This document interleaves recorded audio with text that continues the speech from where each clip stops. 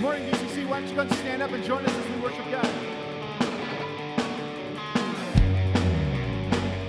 Come on, get your hands together. Would you believe me? Would you listen if I told you that there is a love that makes a way and never holds you back? So won't you break free? Won't you break free? Get up and dance in His love. So won't you break free? Won't you break free? Get up and dance in His love. Who would have thought that God would give His one and only Son? Taking a stand upon the cross to show His perfect love. Come on. So won't you break free? Won't you break free? Get up and dance in His love. Won't you break free? Won't you break free? Get up and dance in His love. His love never ended. There's no escaping the truth. There's no mistaking it's you. God forever will get up and dance and praise you.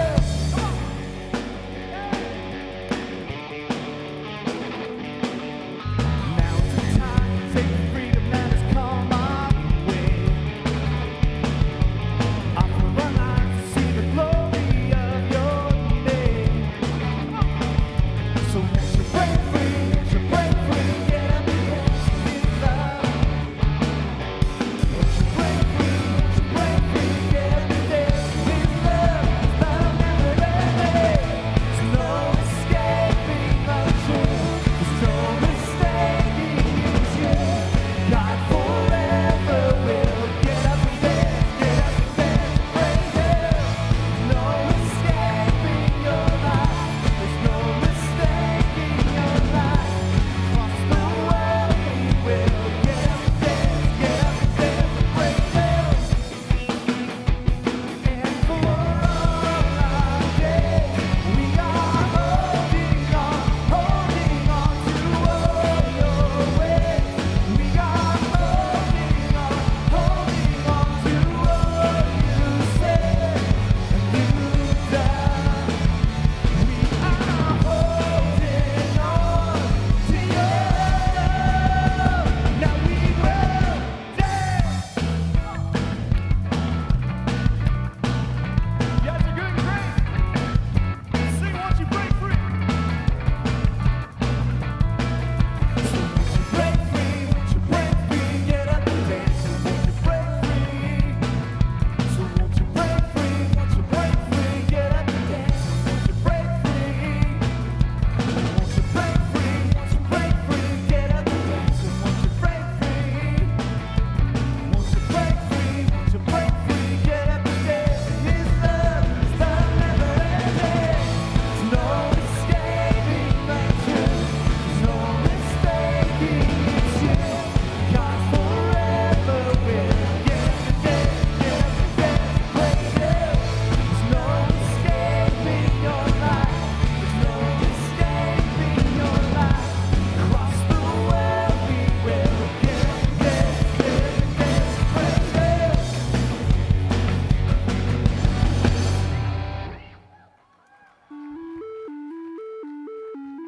All right. When we come to sing to God, it's not a passive thing. It's an active thing. We bring all that we are to this. Our voice, our body, everything. So sing with us.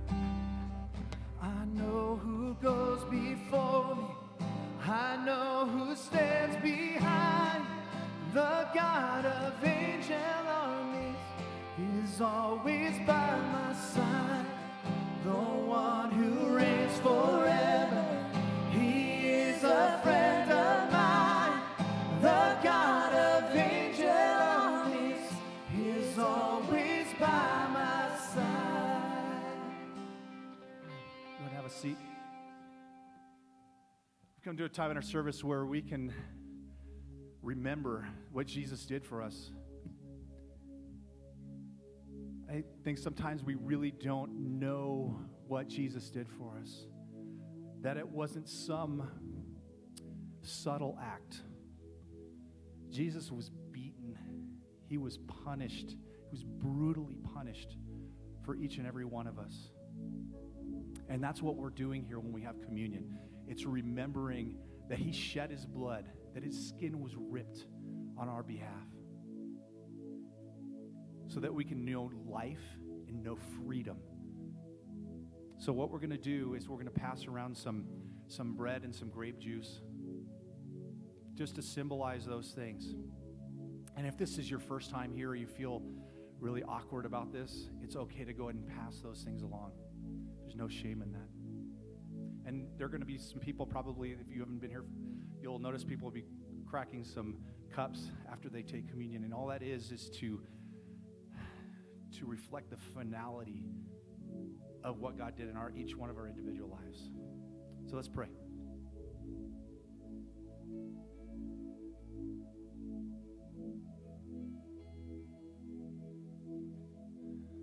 Jesus, you are so good.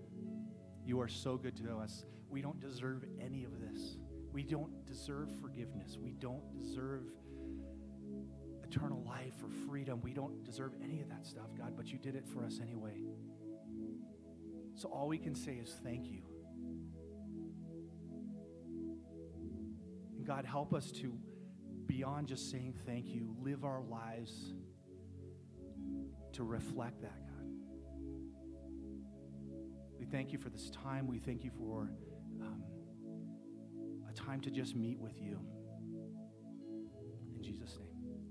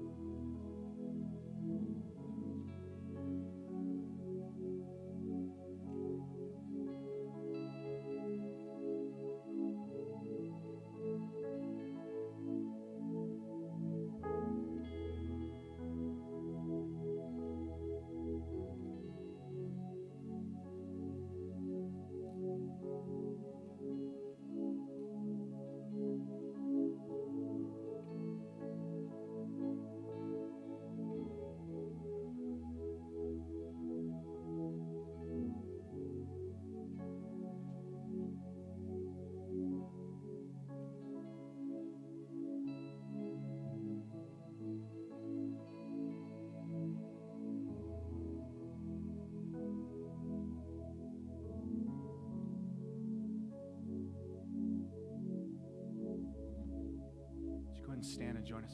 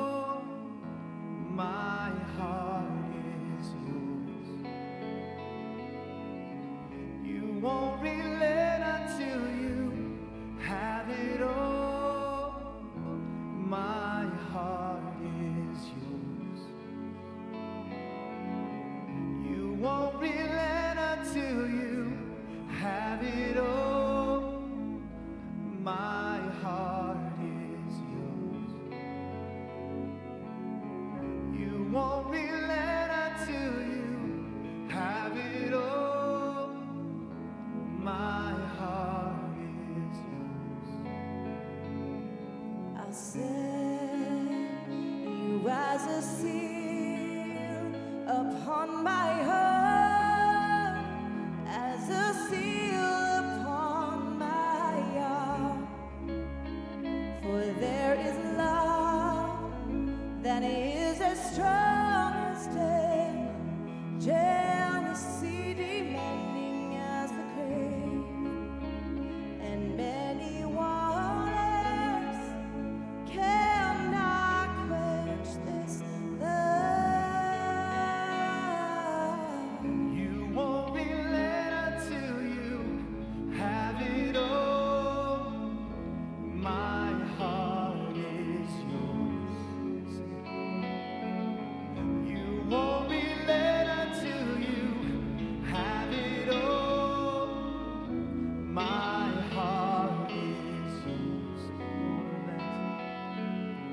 You won't be led until you have it all. My heart is yours. You won't be led until you have it all. My heart is yours.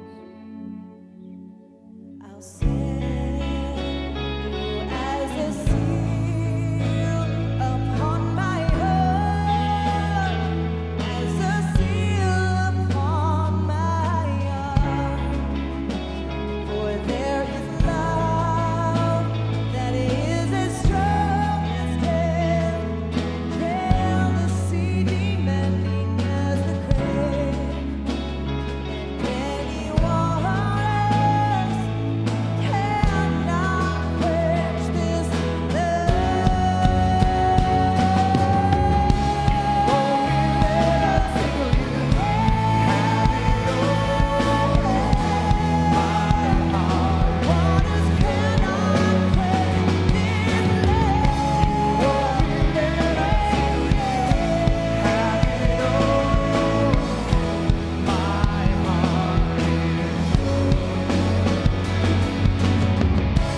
Come be the fire inside of me. Come be the flame upon my heart. Come be the fire inside of me until you and I are one. Come be the fire inside of me.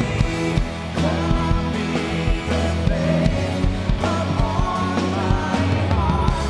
Come be the fire inside of me until you and I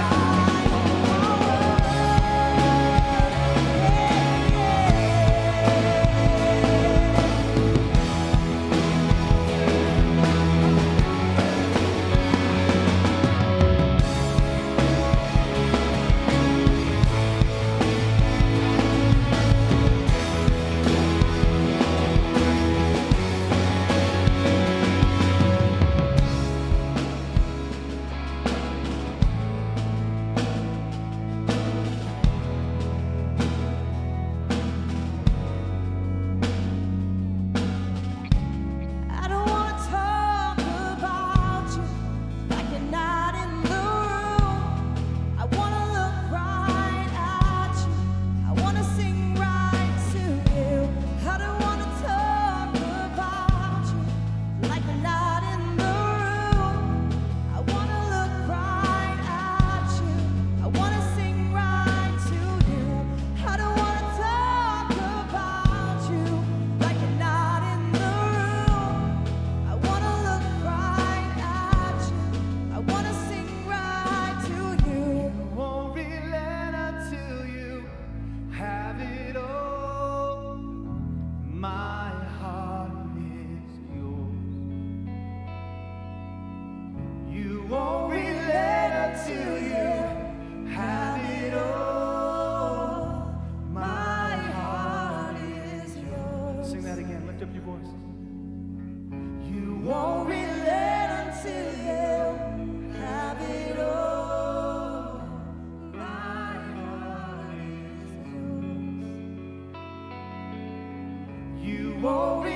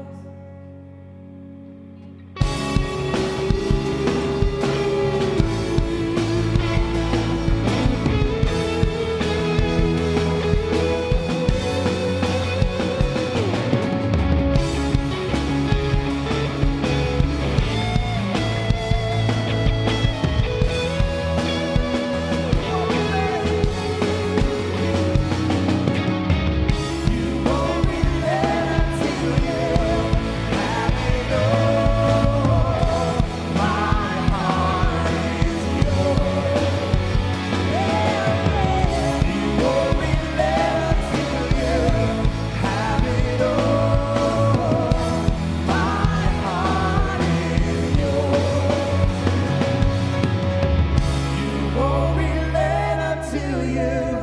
Have it all. My heart is yours. You won't relent until you have it all. My heart is yours. You guys sing it out. You won't relent until you have it all.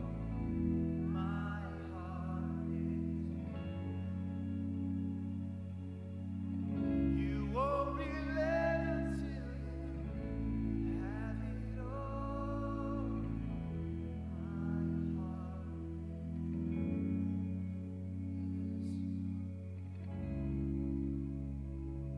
Let's pray. God, we don't want to talk about you like you're not in the room. We want to look right at you, to sing right to you. God, we don't want to play games anymore of trying to be the perfect us or whatever the world expects from us. God, we want to be who you have made us to be. God, each and every one of us are here for a different reason. Some of us have different beliefs. But God, what we need is you.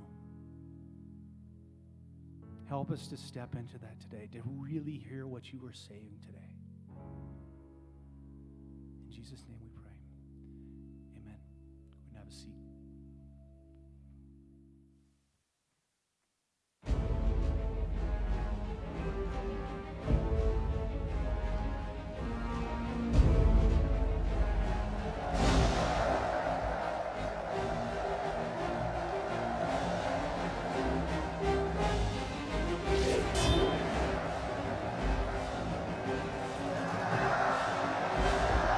Who is he? Will you remove your helmet and tell me your name? My name is Gladiator. Father to a murdered son, husband to a murdered wife, and I will have my vengeance. Today I saw a slave become more powerful than the Emperor of Rome. They said you were a giant. I shall cheer for you. At my signal, unleash hell. What we do in life echoes in eternity.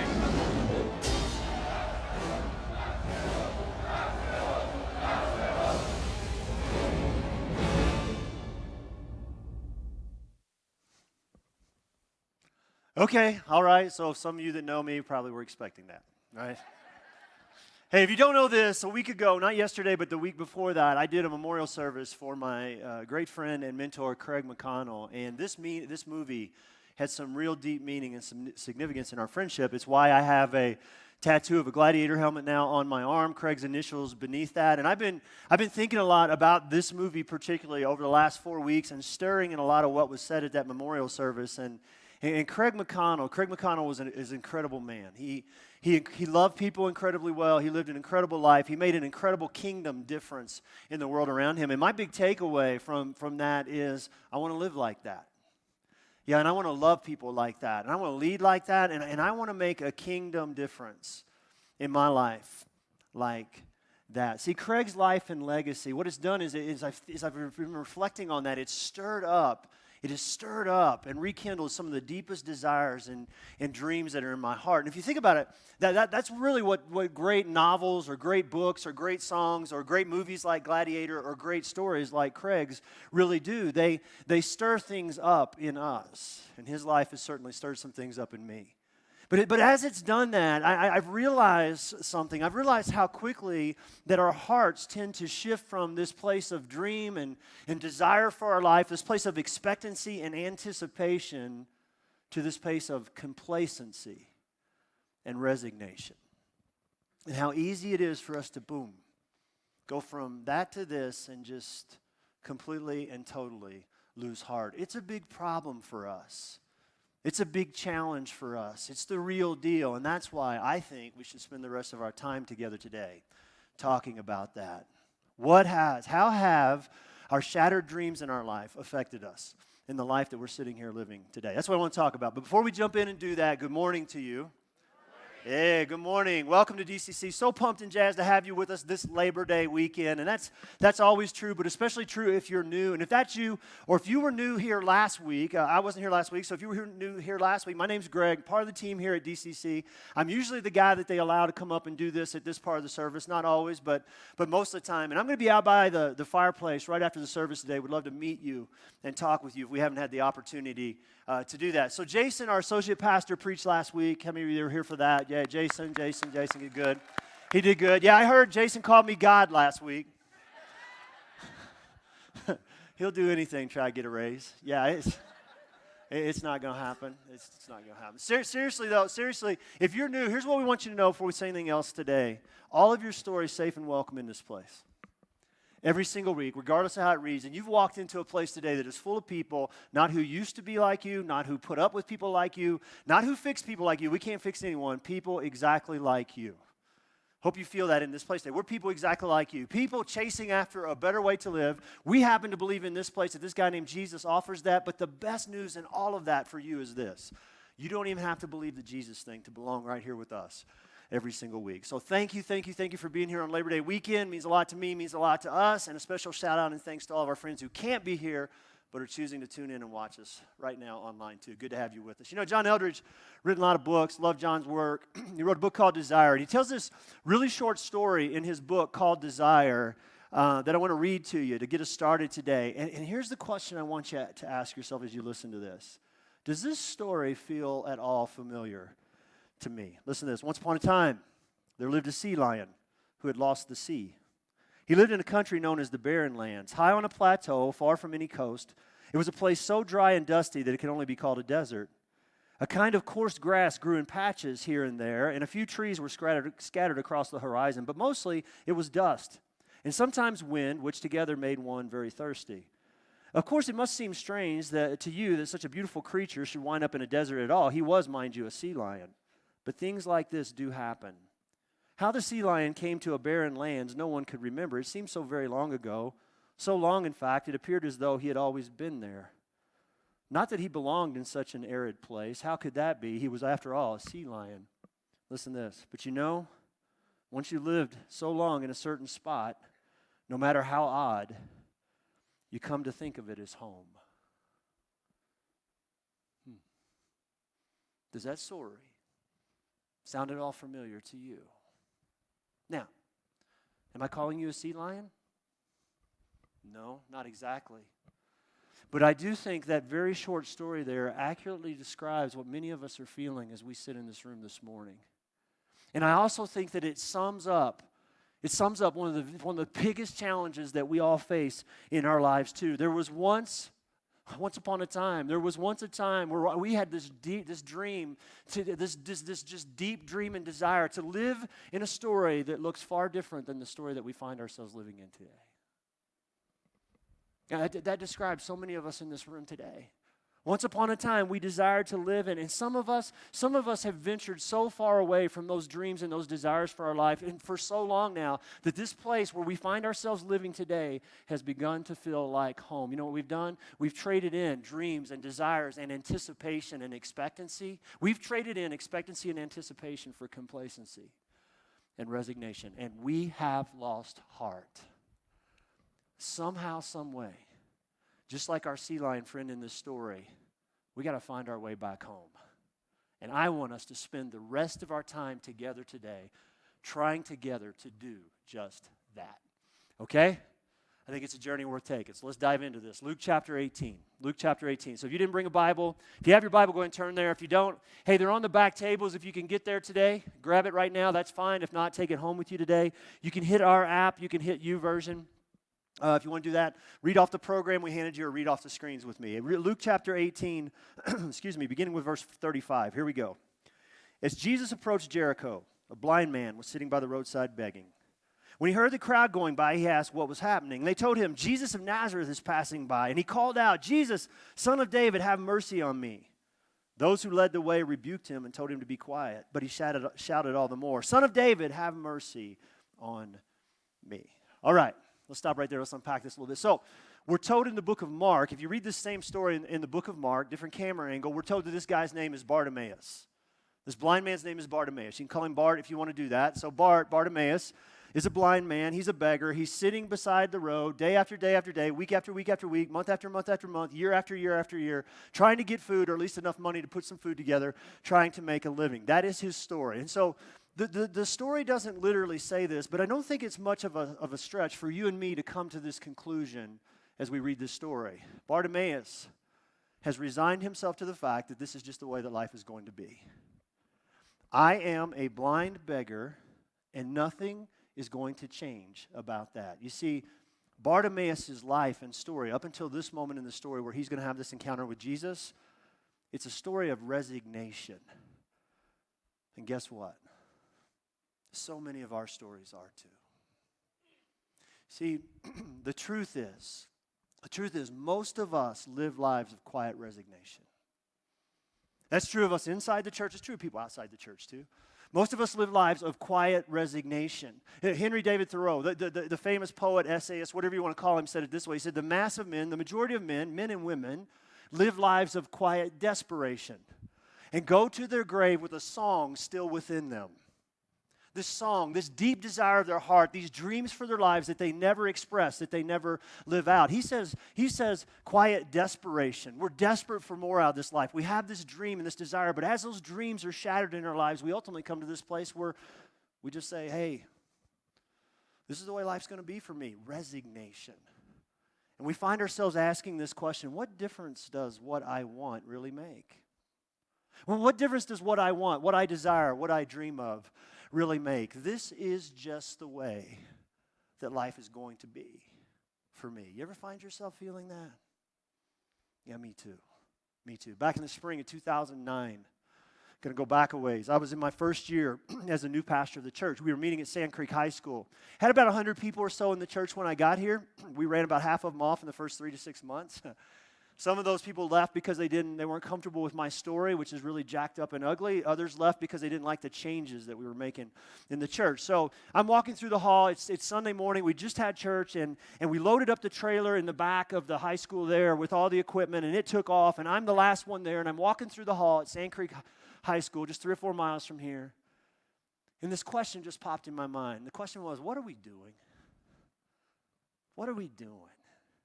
I mean, I came to Colorado Springs. I had all these dreams and desires in my heart for this church called Discovery and dreams of what it could be and the difference that we could make in this city. And I just thought, what was I thinking? Because here we are again. Another Sunday has passed by and not a single new person had come to the church. And I was like, why would they? I mean, look at us. Just look at us. And so I'm walking towards this door. I look through the door, through the windows, and there's my car way out in the parking lot. I always parked as far away as I could to allow all the new people to park in the spots closest to the building, like that was really going to happen. And as I pushed that door open, this cold wind kind of slapped me in the face. It was snowing. And I remember thinking, if this church survives, this is just the way it's always going to be. We're always just going to be a wannabe church with a little bit of duct tape and a dream. In fact, we could have changed our name to Duct Tape Church back then. We still could, I guess. I told somebody this week, I said, now we have duct tape, a dream, and a few whiteboards. It's good. We're moving up, right? Yeah, progress. But this feeling just comes over me. This is just the way this is always going to be. Resignation. I'm telling you, that's so hard on your heart. So hard on your heart. You know, I have a friend in town. He leads a church in another church here in town, and they're a good giving church. These people just live out generosity. Just to give you some perspective, they're about 30% our size as far as attendance goes. They give at the same level that we do. Yeah, and so when I meet with him, he'll ask me how things are going. We're talking about our churches and what God's doing and all that. And I'm like, man, it's great. And, you know, we're up 21% in August and from last year, and more people are coming, and more baptisms, all this. He goes, yeah, how's giving going? I'm like, ooh. I'm like, well, you know, and he says this to me almost every single time. He says, Greg, that's just the kind of people that you're reaching. Those are the kind of people, that's just your church. That's the kind of people that attend your church. And I'm like, oh, yeah, dude, let me tell you something about the people who attend your church. I don't really say that. I just want to, right? Rhymes with Marcy.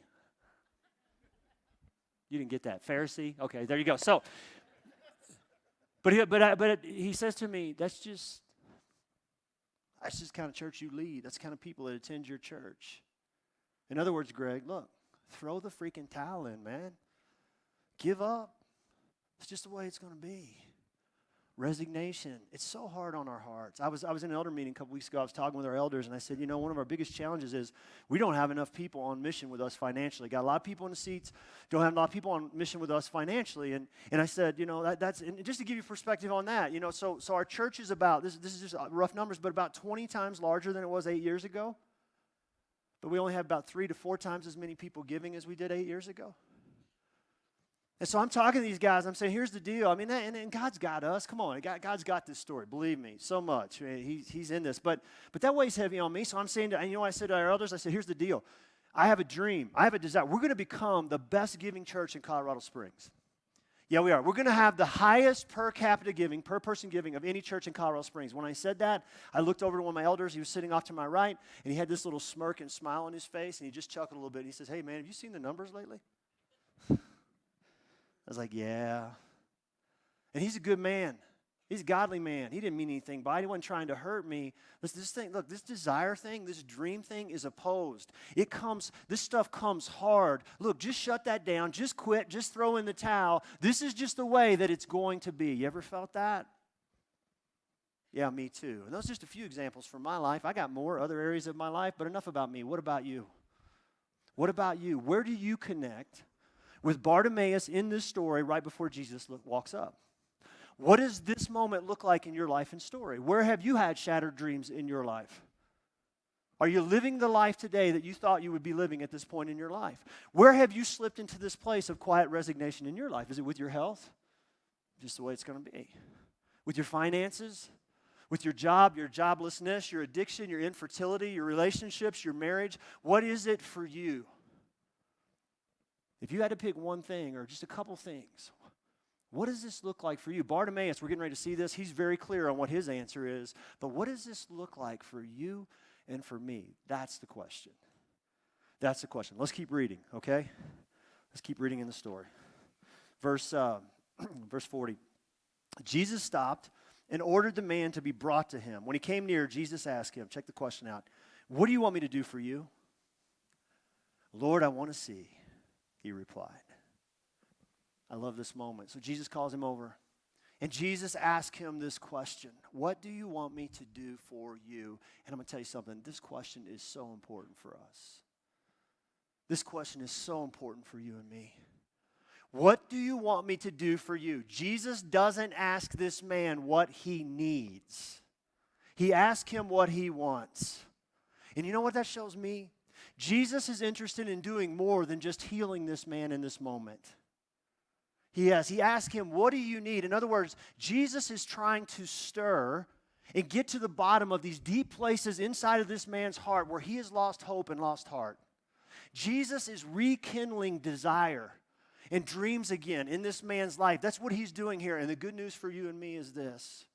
It's exactly what he wants to do for you and for me.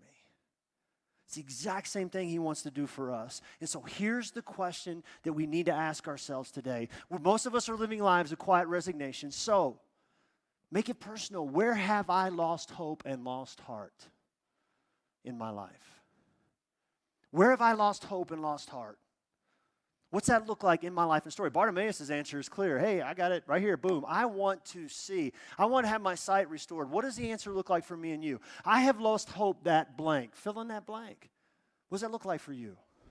I have lost heart in this blank. What does that look like for you? And as you're trying to stir in that and think about these deep places in your heart that have really been shut down and so forth, I want you to give yourself a breather here, because sometimes I think that we forget how easy it is for us to lose hope, lose heart, to lose the dreams and desires of our heart. I think sometimes we forget what it is that's working against us. There's a lot working against us here.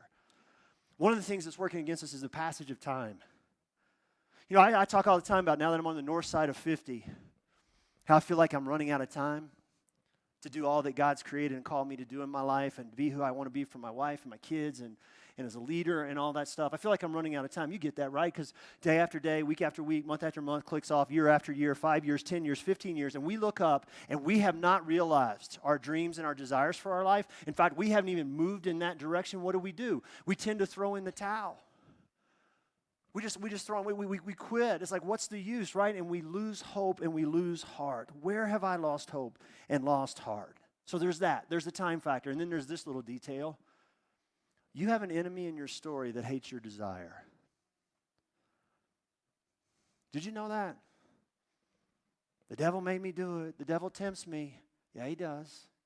He doesn't just tempt you to snort it, drink it, look at it, touch it, feel it, whatever it might be. He hates your desire. So what's he try to do? He tries to seduce it, to allure it, to call it from there over to here, to trap it in things like addictions, to work and money and sex and alcohol and drugs. If you can't, to just bind it up, to just kind of slide it over into this life of duty and obligation. And if none of those things work, if he can't kill it, here's the thing. He tries to convince you and me that all desire really does is lead to disappointment in our lives. You remember when you were a kid?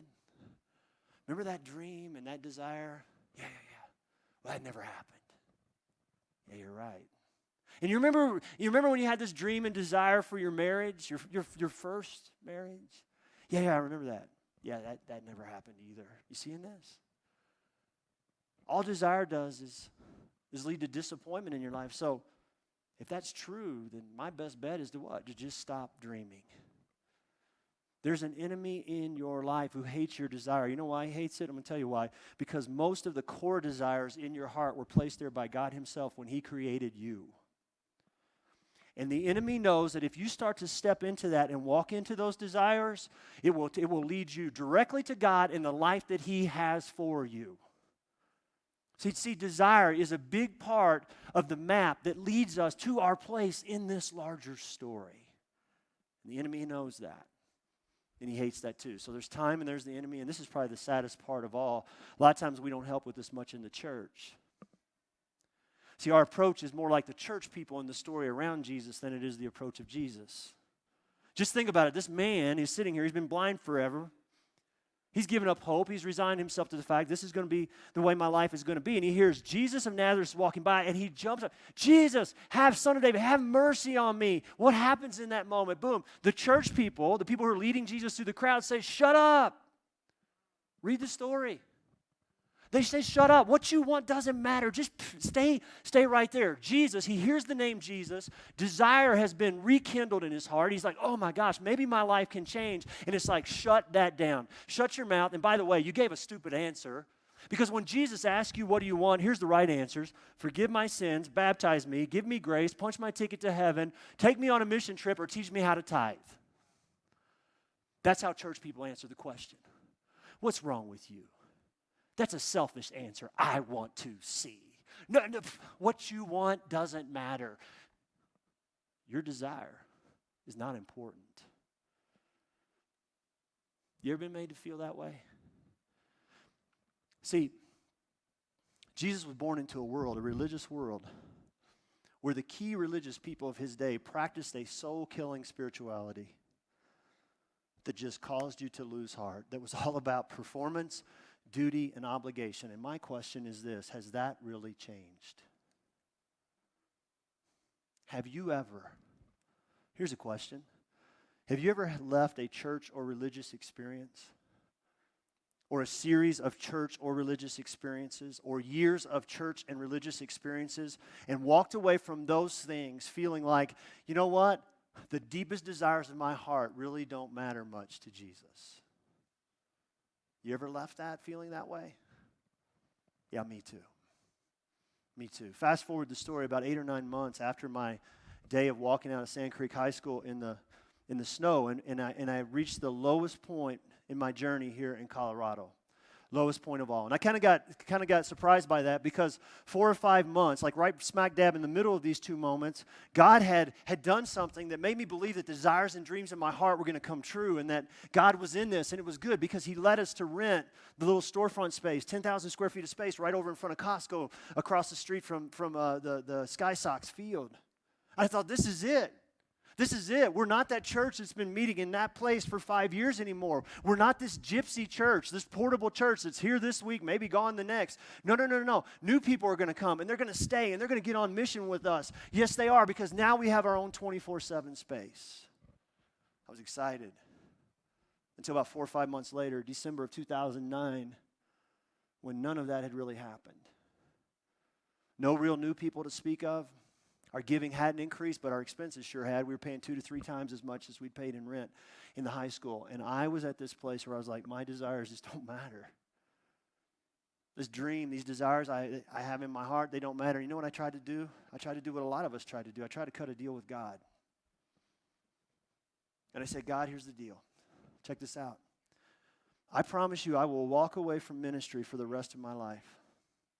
I will resign in leading this church and walk away from ministry for the rest of my life if you will get my family out of this God-forsaken city called Colorado Springs. I had lost hope and lost heart. And I could only come to one conclusion. My desires and dreams don't really matter much to God. See, I think it's so easy for us to reach that conclusion, and that's why this story is so significant. Because Jesus goes after Bartimaeus' desire here. He goes after his desire. And the coolest part of the story for me is this. Jesus doesn't seem to be offended by the fact that Bartimaeus thinks he needs to see more than he needs to be saved. Think about that. We get all worked up about that in the church. See, church people, we get offended by that. We're like, whoa, what are you talking about? Jesus doesn't even flinch. He dives into the very deep recesses of Bartimaeus' heart, to the places where he has most lost hope and lost heart.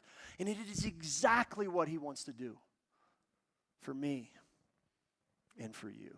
So, my question to you today is this. What have you done with the deepest desires of your heart? Can I help you with that? Here's what we do. A lot of us, we just reduce life. We just dumb it down. Like we reduce life to feeding the cat, paying the bills, watching the news, and then going to bed only to do it all over again tomorrow. We downsize desire in our lives, don't we? Oh, I got this dream. No. So desire becomes the new couch, the vacation, dinner out, or maybe a few extra drinks. We abandon desire. We're like, not going to happen. So we just park desire, and we start to jump into this life of performance and duty and obligation and trying to live up to the expectations of other people. In the church, we've become convinced that we just have to kill our desire. All desire is going to do is get you into trouble. So we kill desire, and we call it sanctification. That's what we do. And we convince ourselves that deadness is next to godliness. See, a lot of us, we chucked this journey towards desire a long, long time ago. We put as much distance as possible between ourselves and our heart's desire. And the saddest part of the story is this. We thought that's what Christianity recommended that we had to do. And the truth is, nothing could be further from the truth. What I want to say to you today is this. We are sea lions meant for the sea. We are people who've been created to know, embrace, live up and out of the deep desires of our hearts. So, where have you lost hope and lost heart? You owe it to yourself to ask that question. All right, let's finish this thing up. Jesus, here we go. Verse 42, Jesus said to him, receive your sight. Your faith has healed you. And immediately he received his sight and followed Jesus, praising God. When all the people saw it, they also praised God. Don't you love that story? Right? And he lived happily ever after. And that's what we want. I mean, we read this story and it's like, yes, that's it. That's all we're really looking for too. Jesus, it's not that hard of a deal. Just do what you did with Bartimaeus here. I mean, look, just intervene. Intervene in my health. Intervene in my finances. Intervene in my relationships, in my struggles, in my addiction, in my fertility, there you go, that's a word. Infertility, right? Intervene in my circumstances. You know, all you got to do is just fix my problem, my cause, my issue. Give me the desires of my heart, and it's going to be great, just like it was for Bartimaeus here. All you got to do for me is what you did for him, and we're good. Are we? See, this is a part of the story that I missed for years in my life. The greatest gift that Jesus gives to Bartimaeus is not the restoration of his sight. The greatest gift that Jesus gives to Bartimaeus is not restoration, it's an invitation. It's an invitation to live in a much larger story. Bartimaeus receives his sight. And Bartimaeus begins to follow Jesus. And then what? Bartimaeus' life and story causes other people, leads other people to following Jesus too. Can I tell you something? Nothing that you desire in the depths of your heart will ever satisfy your heart like that. Nothing. The question that Jesus has for Bartimaeus is the same question that he has for you and me today. What do you want me to do for you? And as you seek to try to answer that question, here's what I want to say to you. Make sure you're asking yourself this question at the same time too. How large is the story that I'm living in? Those two questions need to go together. How large is the story that I'm living in? See, I don't know about you, but whenever I see the movie Gladiator, any part of it, something in my heart jumps, and I'm immediately like, I want to live in a story like that. I want to be a man like that. I want to rescue other people like that. I want to live in a story like that. But guess what? Most of the time, I don't. Most of the time, I find myself living in this very small story that revolves around me. And here's what I'm learning about that. As I continue to live in this very, very small story, all of my dreams and desires are small story dreams and desires too. It's unavoidable. Now, I still have small story dreams and desires. I mean, as I stand up here today, I desire to be out of debt again someday. For Stacy and my wife and I to be out of debt again. We've been there in the past, but I got 2 daughters now that have graduated from college. I got a ton of debt to put them through college. I still have dreams and desires that I'm going to drive cars that don't break down every other month. I still have dreams and desires that someday we're going to live in a house that we own. Got foreclosed on 7-8 years ago. Yeah, we're going to do that again. There's nothing wrong with these small story dreams and desires. There's nothing wrong with yours either, as long as we continue to ask ourselves this question: how large is the story that I'm living in? So I got to the end of 2009, and I'm a mess. Depressed, discouraged, just ready to quit. And so it looked like we were going to have to shut the church down. I mean, financially, we just didn't look like we were going to be able to make it. We roll into 2010, and I'm just like, this is done. And God sent 50 new people in one Sunday to our church. It was so dramatic. It was like a third of the crowd. It was so dramatic that it felt like a bus had pulled into the parking lot. I mean, we're looking for a tour bus. It's like, well, you know, what's up? They're not. It wasn't a tour bus. It was God. No explanation for it other than God. You know what happened? They came back. And everything in this story that God's telling, called DCC, began to change. Now check this out. That day, I was the last person. First day they showed up, I was the last person at the church. I locked the door. I turned to walk out to my car. Cold wind slaps me in the face. It's snowing. And I feel like God's saying to me, see, Greg, I've got this. It was a life-changing moment for me. A life-changing. I'm living in a story that is so much bigger than me. Now, I say that, but this larger story living thing, it still shows up, and it's a challenge for me. So fast forward the story to 2013. We'd grown to be, 850, 900 people and 10,000 square feet of space, which I don't recommend. It gets crowded.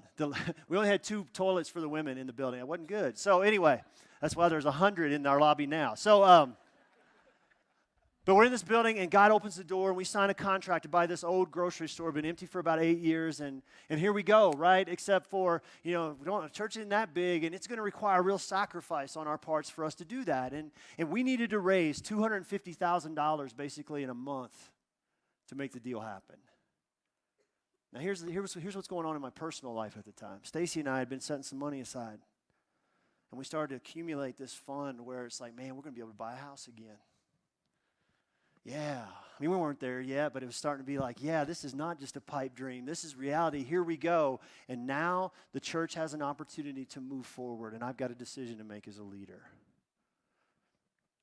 And I made a decision on that Sunday when we brought in like $270,000 I made a decision. We as a family made a decision to give thousands of dollars towards the purchase of this building. Now, I don't tell you that to make myself out as a hero. I'm not.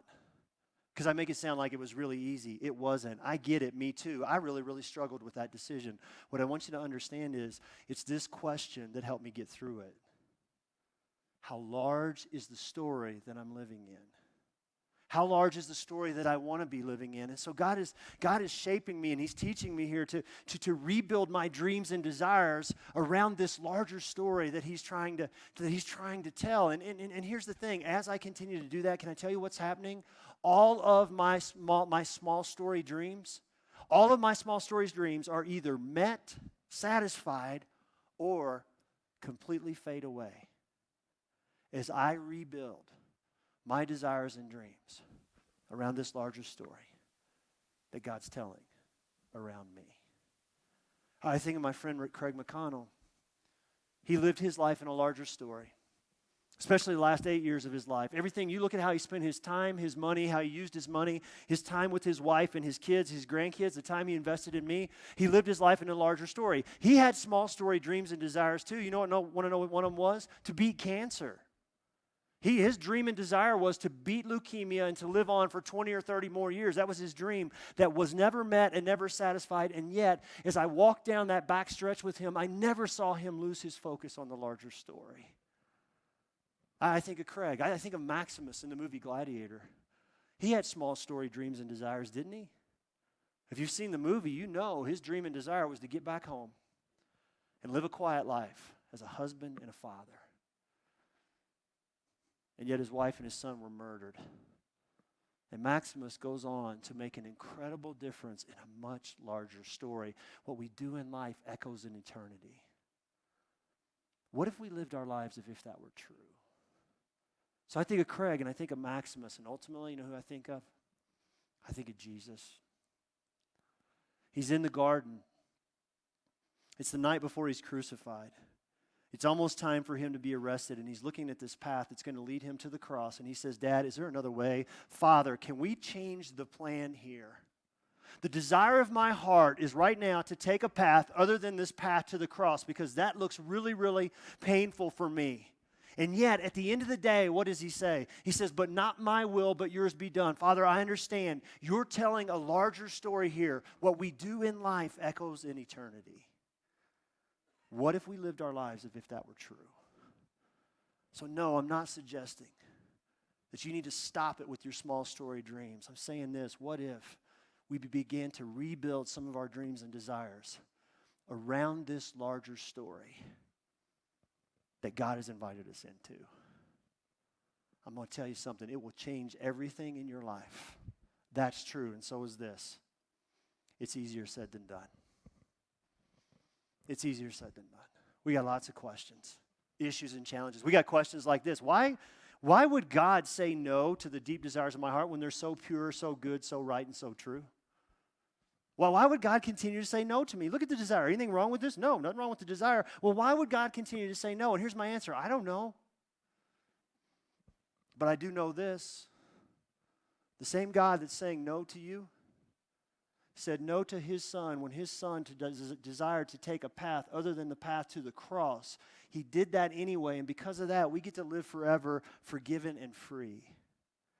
That just helps me when I come to questions like that, and so does this.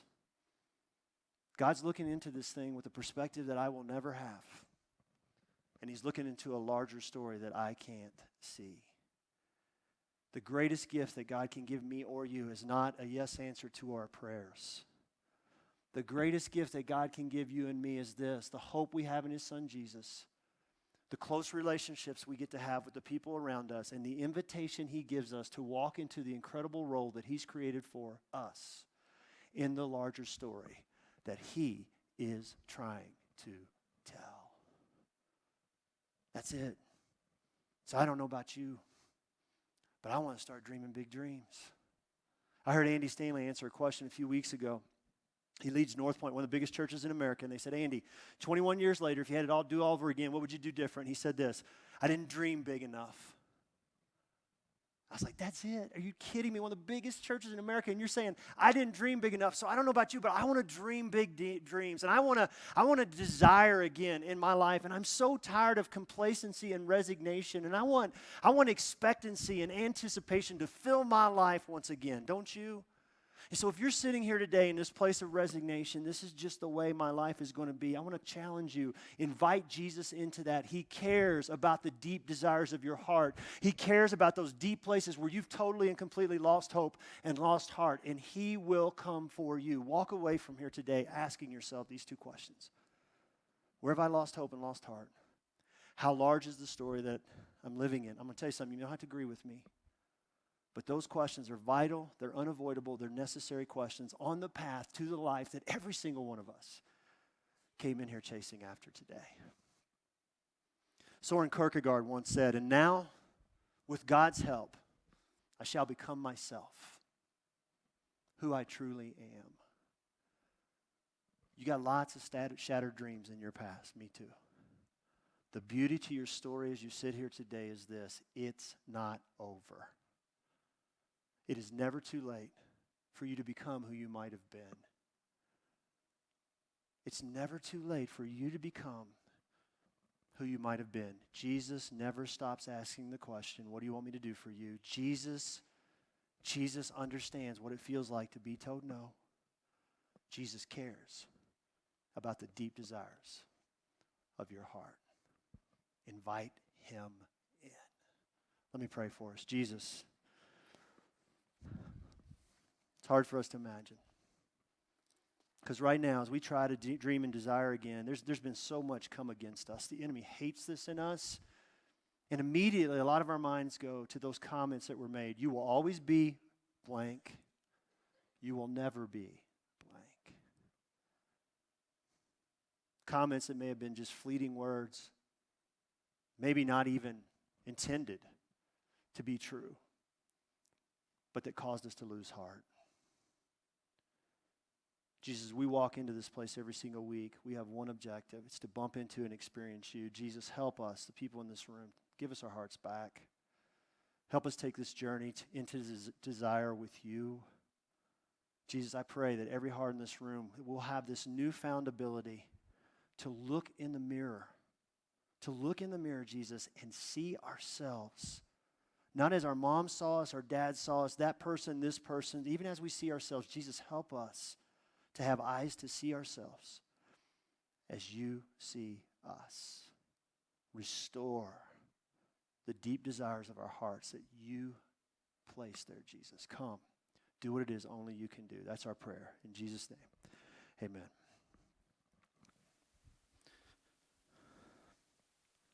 Is really awesome. G-O-O-D. It's good. Well, I've been to many retreats, and to me, retreats have been rustic cabins in the woods somewhere. But this is not like that, ladies. This is luxury. So this is my first retreat. My mom would come home every year with story after story about how amazing everything was, all the people that shared their stories and the worship, and I knew someday I'm gonna grow up and I'm gonna go to a DCC Women's Retreat. We've had like a dance party, we've had a photo booth, we've gone out on hikes, and just walking around town is a lot of fun, like spending all your money, it's great. Everyone just kind of gets together and hangs out. I love the worship. The ladies really choose songs that speak to our hearts. You just get to like clear everything away and it's just you and God. My favorite time at the women's retreat is when we got together in our small groups. It's just a really great time to meet new people, just come for other people's hearts and learn what that looks like. We got to hear what everyone had to say, but then we got to really break it down and just have moments with each other. I do feel closer to God through this experience. I have just felt refreshed and revived and rejuvenated, and my heart has just been so full from the connections that I've made with people. I would tell anyone that's considering going, get your money in, get you signed up. If you're younger than like, mid-20s, you should come to the retreat, so I'm not like the youngest one there. I would really appreciate just having someone to hang out with. Please take the time. Please, you are so worth it. There's so much value, and you need the decompression. You need time away. I'm 42 years old. I have 3 kids and a husband, and we both have jobs, and I need this time. I want this time away.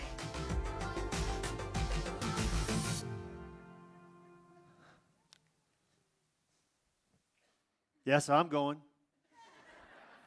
Not really. Hey, ladies, there it is. You want to do it. Just trust me. You want to do that. Hey, if you're here today and you want to know how do I get connected, like what's the next steps for me, go out the doors, turn left, room called the garage. They can help you there. If you want to sign up for something that's happening around here, the info booth between the double sets of doors is your best bet for that. If you want prayer, we'll have some people under the screens to my left and my right here who would love to listen to you and talk with you and pray with you right after we're done here, right after the walkout song. And last but not least, if you do want to get on mission with us financially, we need you. But we're not going to pressure you or shove something in your face. We hang boxes on the wall back there. Or you can get on our website or app if you want to give electronically. Hey, thanks for being here today. I'm kicking off a brand new series next week, so I hope to see you back with about 10 of your friends next week. Have a great Labor Day tomorrow. We'll see you next week.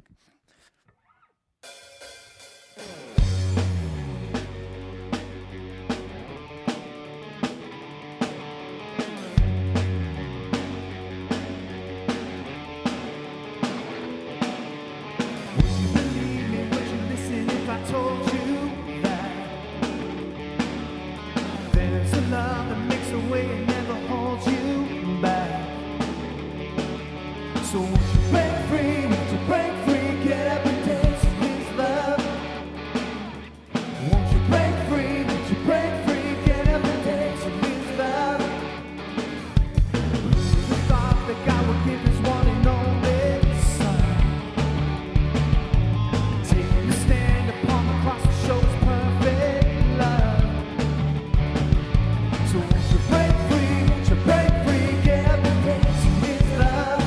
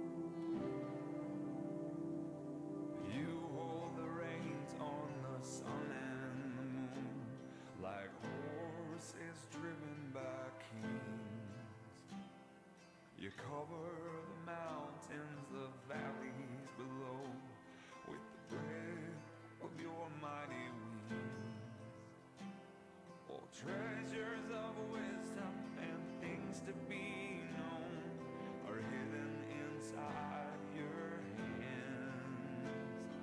And in this fortunate turn of events, you asked me to be your friend.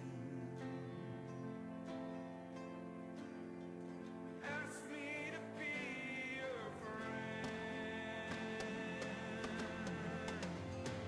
And you are my first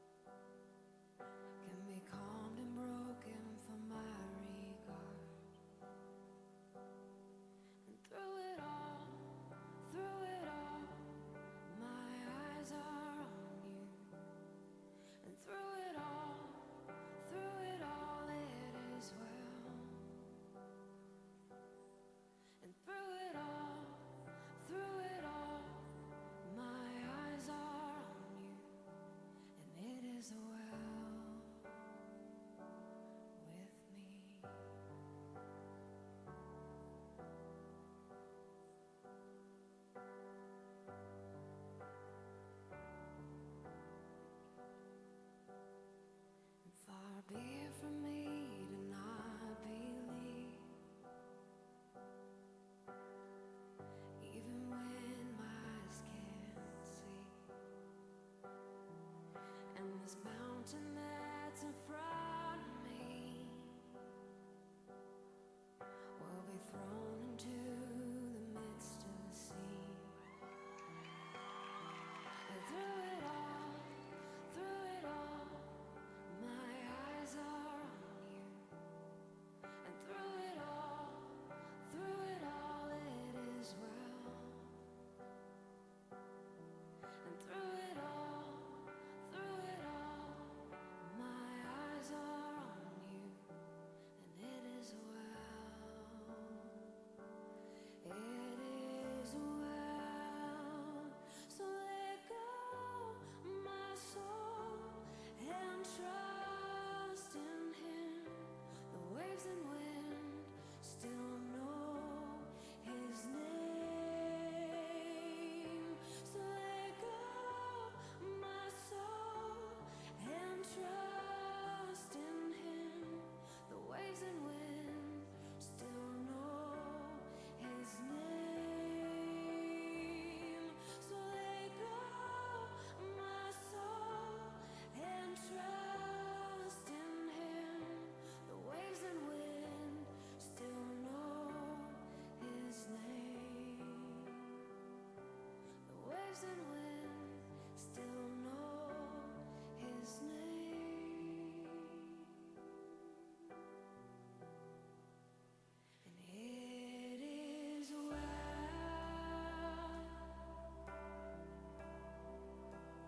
with my soul. Sing it out. It is well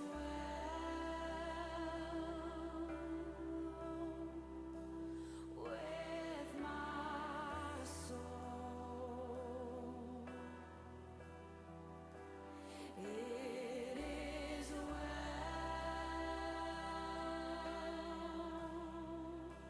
with my soul. It is well. It is well with my soul. Sing it out. It is well. Oh, it is well. It is well with my soul because of who you are, Lord. Oh, it is well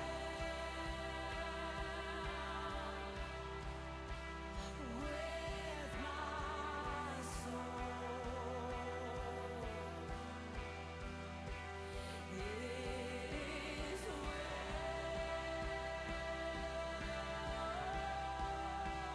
with my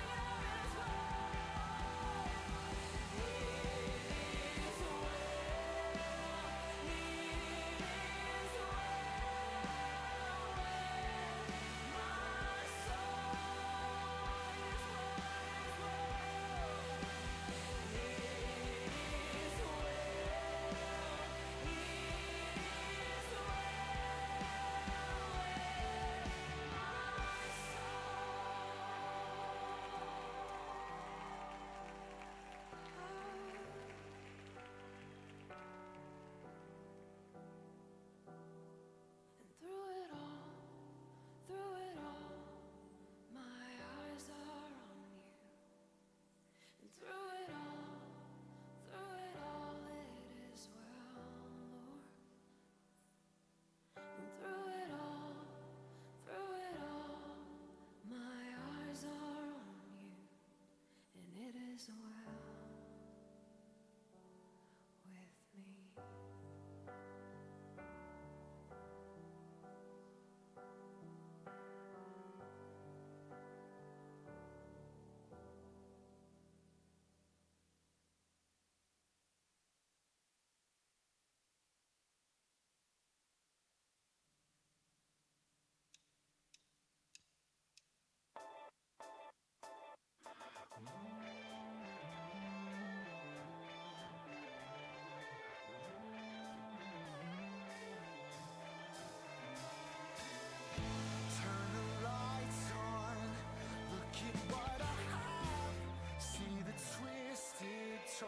of a dead man.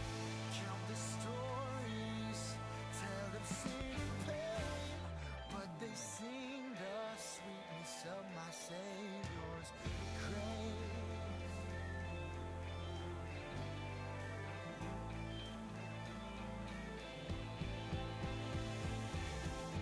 I'm a torn man, spirit fighting fast. There's a battle raging deep in my chest, and all that haunts me, all that leaves a stain, only sings the sweetness of my Savior's grace. A fortunate fall, my sins are stories of grace to recall. A fortunate fall, all glory in my sins forgiven. Jesus bought me, and now I am his, dying with him in his death. I now live in all my vices, to which I was chained. Only speak the sweetness of my Savior's grace. A fortunate fall, my sins are stories of grace to recall. A fortunate fall, all glory in my sins forgiven.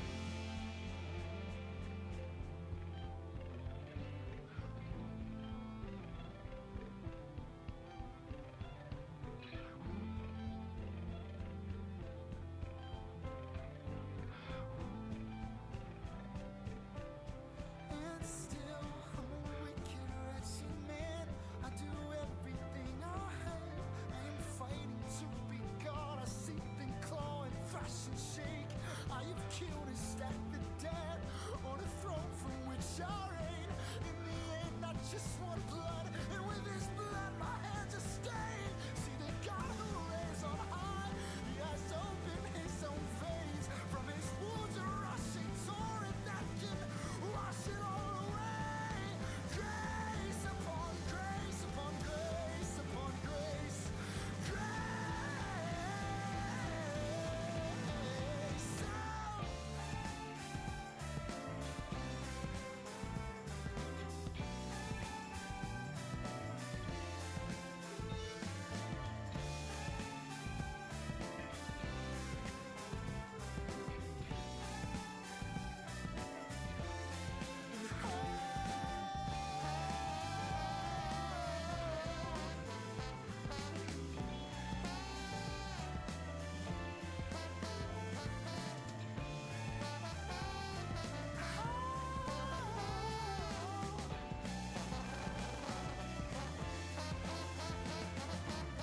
Grace upon grace upon grace. Grace upon grace upon grace.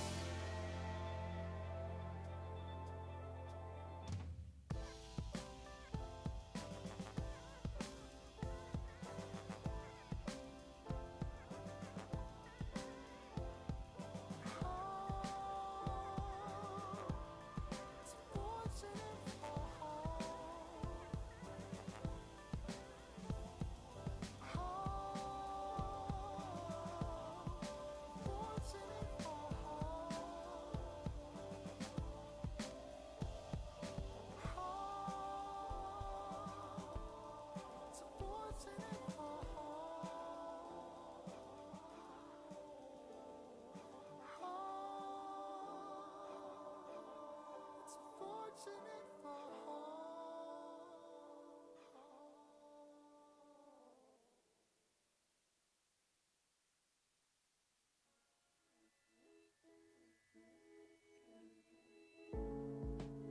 What fortune lies beyond the stars? Those dazzling heights too fast to climb. I got so high to fall so far, but I found heaven as love swept low. My heart beating, my soul breathing. I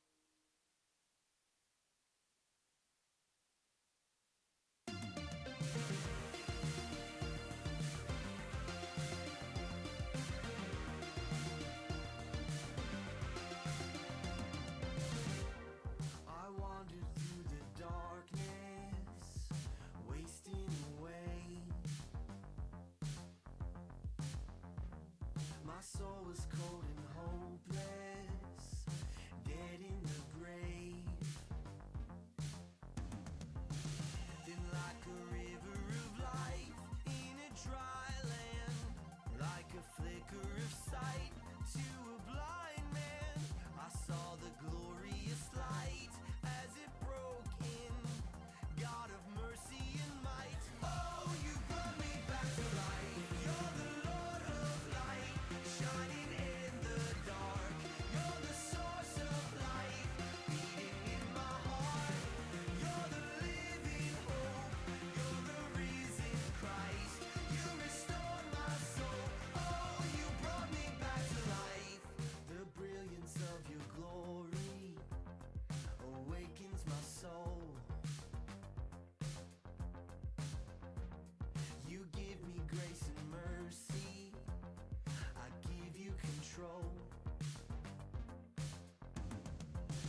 And like a river of life in a dry land, like a flicker of sight to a blind man, I saw the glorious light as it broke in.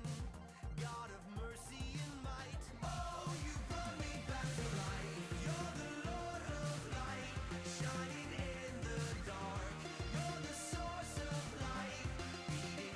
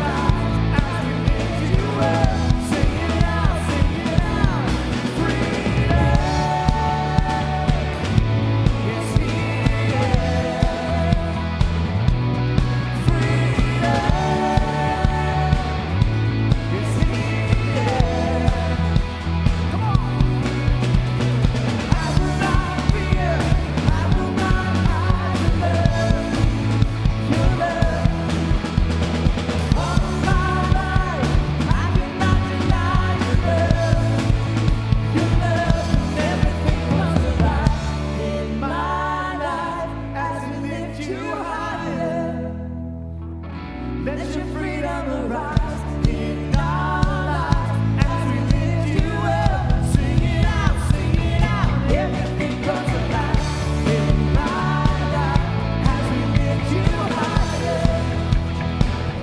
Let your freedom arise in our lives as we lift you up. Sing it out, freedom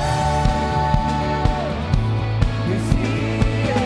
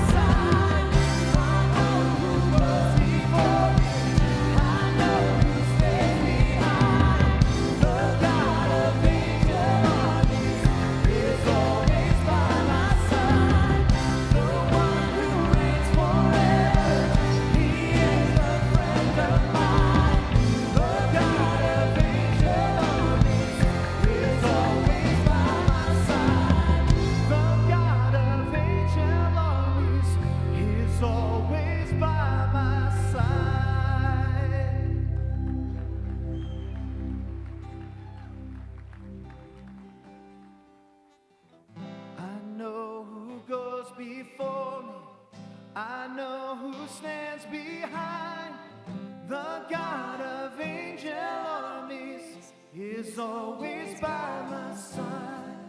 The one who reigns forever, he is a friend of mine. The God of angel armies is always by my side. The God of angel is always by my side. Go ahead and have a seat. Yes. All right. It's okay to do that in church. I mean, if we can't get excited about God, I mean, what else is there to get excited about? So what we're going to do right now is another way to get excited about God and to remember what Jesus did for us on the cross. I think sometimes we have this view of what Jesus did for us on the cross is, yeah, he died for us. But do we really realize what he did for us? The pain he endured, his flesh was torn, his blood was spilled for each and every one of us, so that we can not only know forgiveness from the places where we've messed up, but that we can know life, real life, not some of the stuff that the world says is life, what real life is really about. So what we're going to do is we're going to pass around some trays, and they're going to have grape juice and bread. And if you can just take those, just remember Jesus' blood and his body. And if you are a first-time person here, or you feel uncomfortable with this and you're just not ready, it's okay to go ahead and pass that along. You're also going to hear some cups being cracked. And what that represents is just the finality of what Jesus did for us individually. So let's go ahead and do that, and let's pray.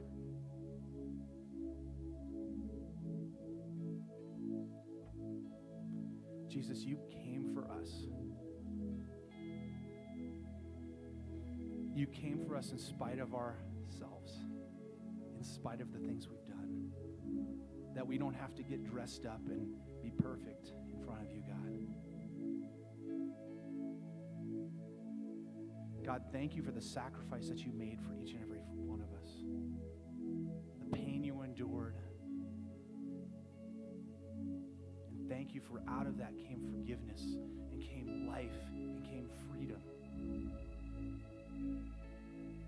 In your name we pray. Amen.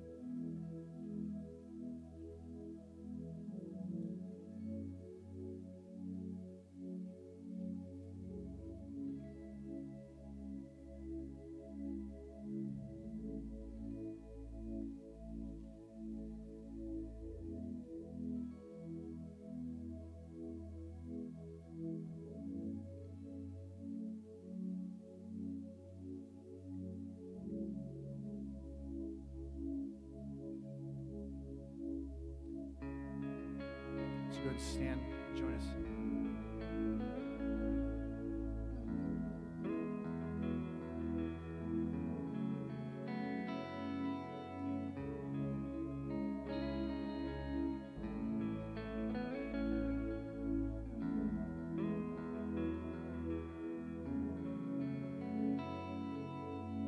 You won't relent until you have it all. My heart is yours. You won't relent until you have it all. My heart is yours. Sing that again. You won't relent until you have it all. My heart is yours. You won't relent until you have it all. My heart is yours.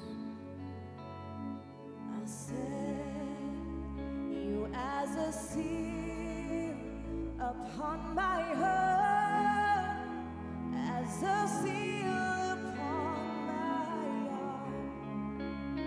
For there is love that is as strong as death, jealousy demanding as the grave, and many waters cannot quench this love. You won't relent until you have it all. My heart is yours.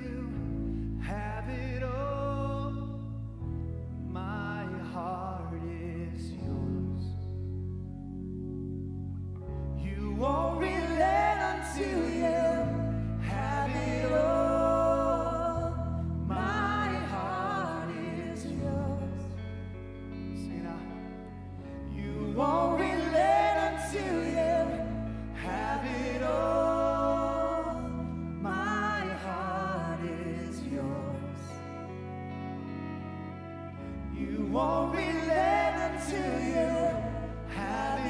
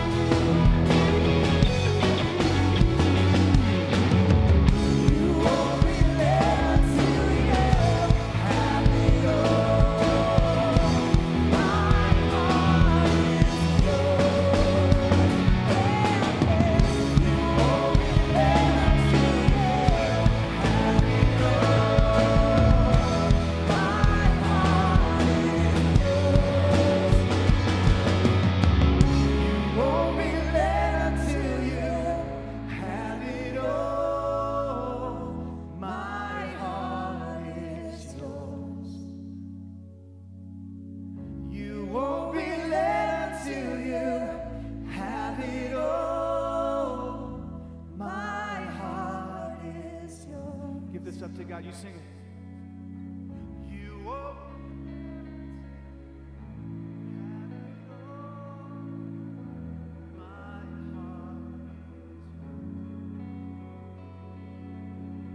You won't relent.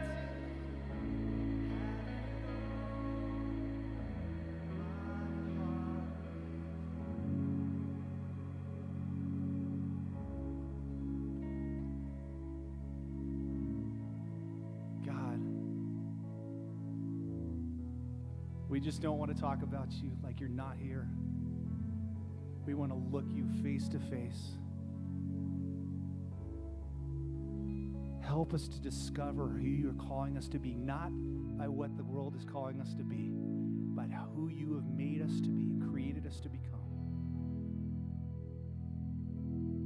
Thank you for pursuing us, being a God that loves us enough to pursue us, to pursue our hearts. God, I pray that today would be the day where we discover the true you, who you really are. In your name we pray. Amen.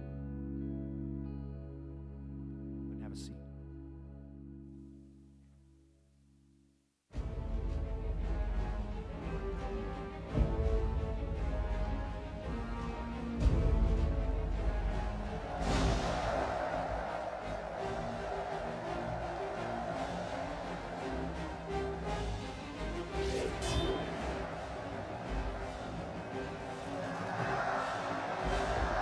Who is he? Will you remove your helmet and tell me your name? My name is Gladiator. Father to a murdered son, husband to a murdered wife, and I will have my vengeance. Today I saw a slave become more powerful than the Emperor of Rome. They said you were a giant. I shall cheer for you. At my signal, unleash hell. What we do in life echoes in eternity.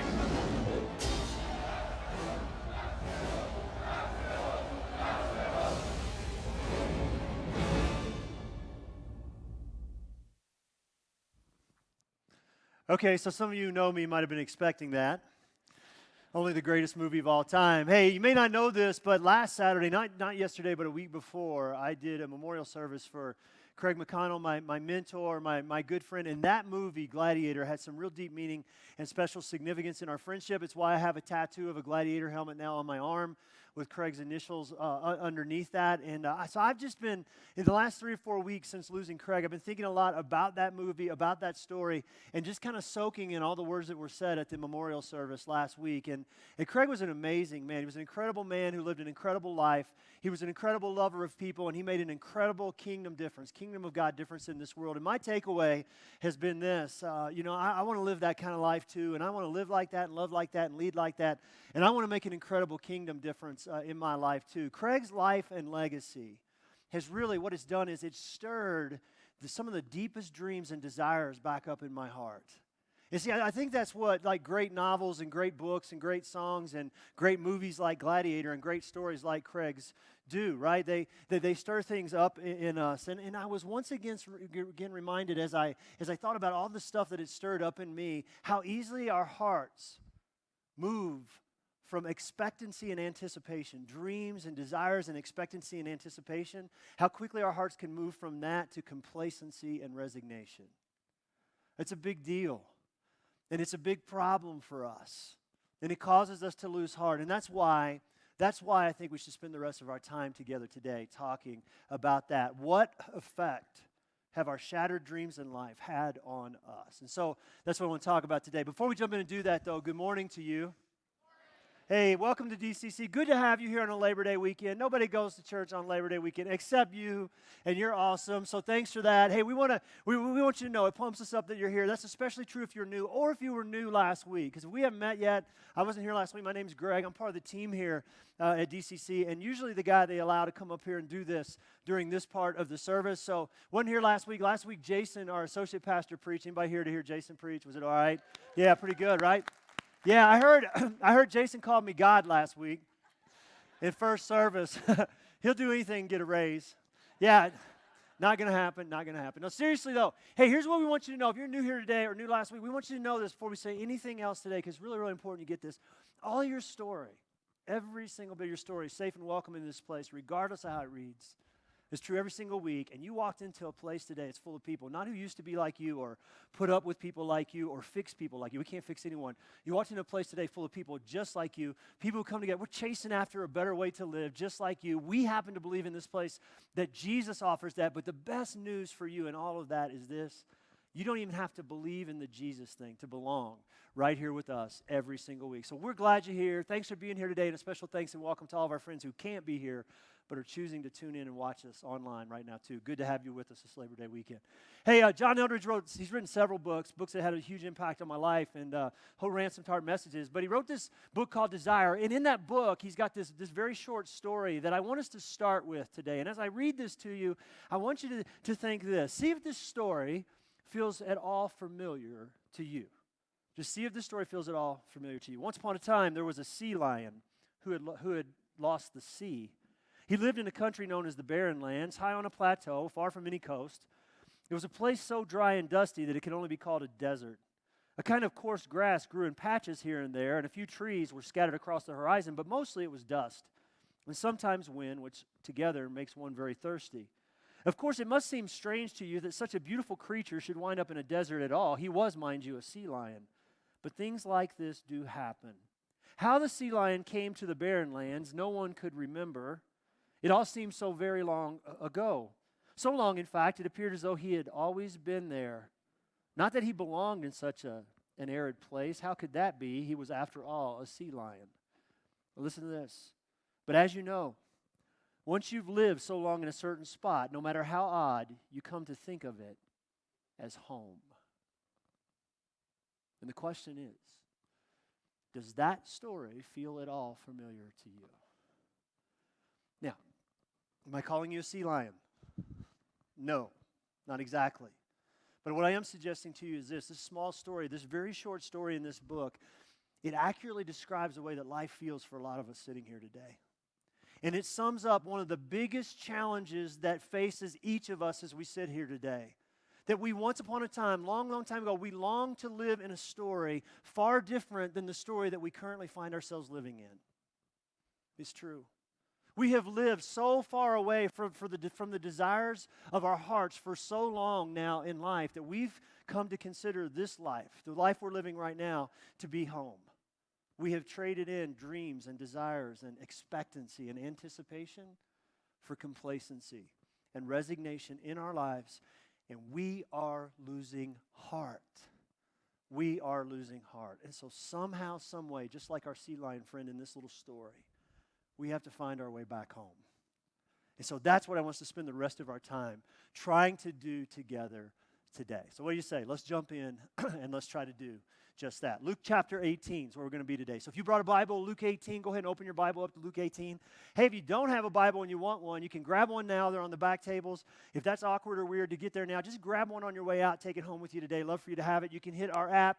You can hit YouVersion if you want that. You can read off the program or just read with me on these screens. So Luke chapter 18, beginning with verse 35. Check this out. As Jesus approached Jericho, a blind man was sitting by the roadside begging. When he heard the crowd going by, he asked what was happening. And they told him, Jesus of Nazareth is passing by. And he called out, Jesus, Son of David, have mercy on me. Those who led the way rebuked him and told him to be quiet. But he shouted all the more, Son of David, have mercy on me. All right, let's stop right there. Let's unpack this a little bit. So in the book of Mark, he tells the exact same story. We're told that this blind man's name is Bartimaeus. You can call him Bart if you want to do that for short. Bart is a blind man sitting there begging day after day, week after week, month after month, year after year. This is what his life looks like. Now, we're not literally told this in the story, but I don't think it's much of a stretch for you and me to come to this conclusion. Bartimaeus has just resigned himself to the fact this is the way that life is going to be for me. I am a blind beggar, and nothing about that is ever going to change. So the story of Bartimaeus' life, up until this moment in time where he's going to have this encounter with Jesus, is a story of resignation. There's the word. It's a story of resignation, and guess what? So many of our stories are too.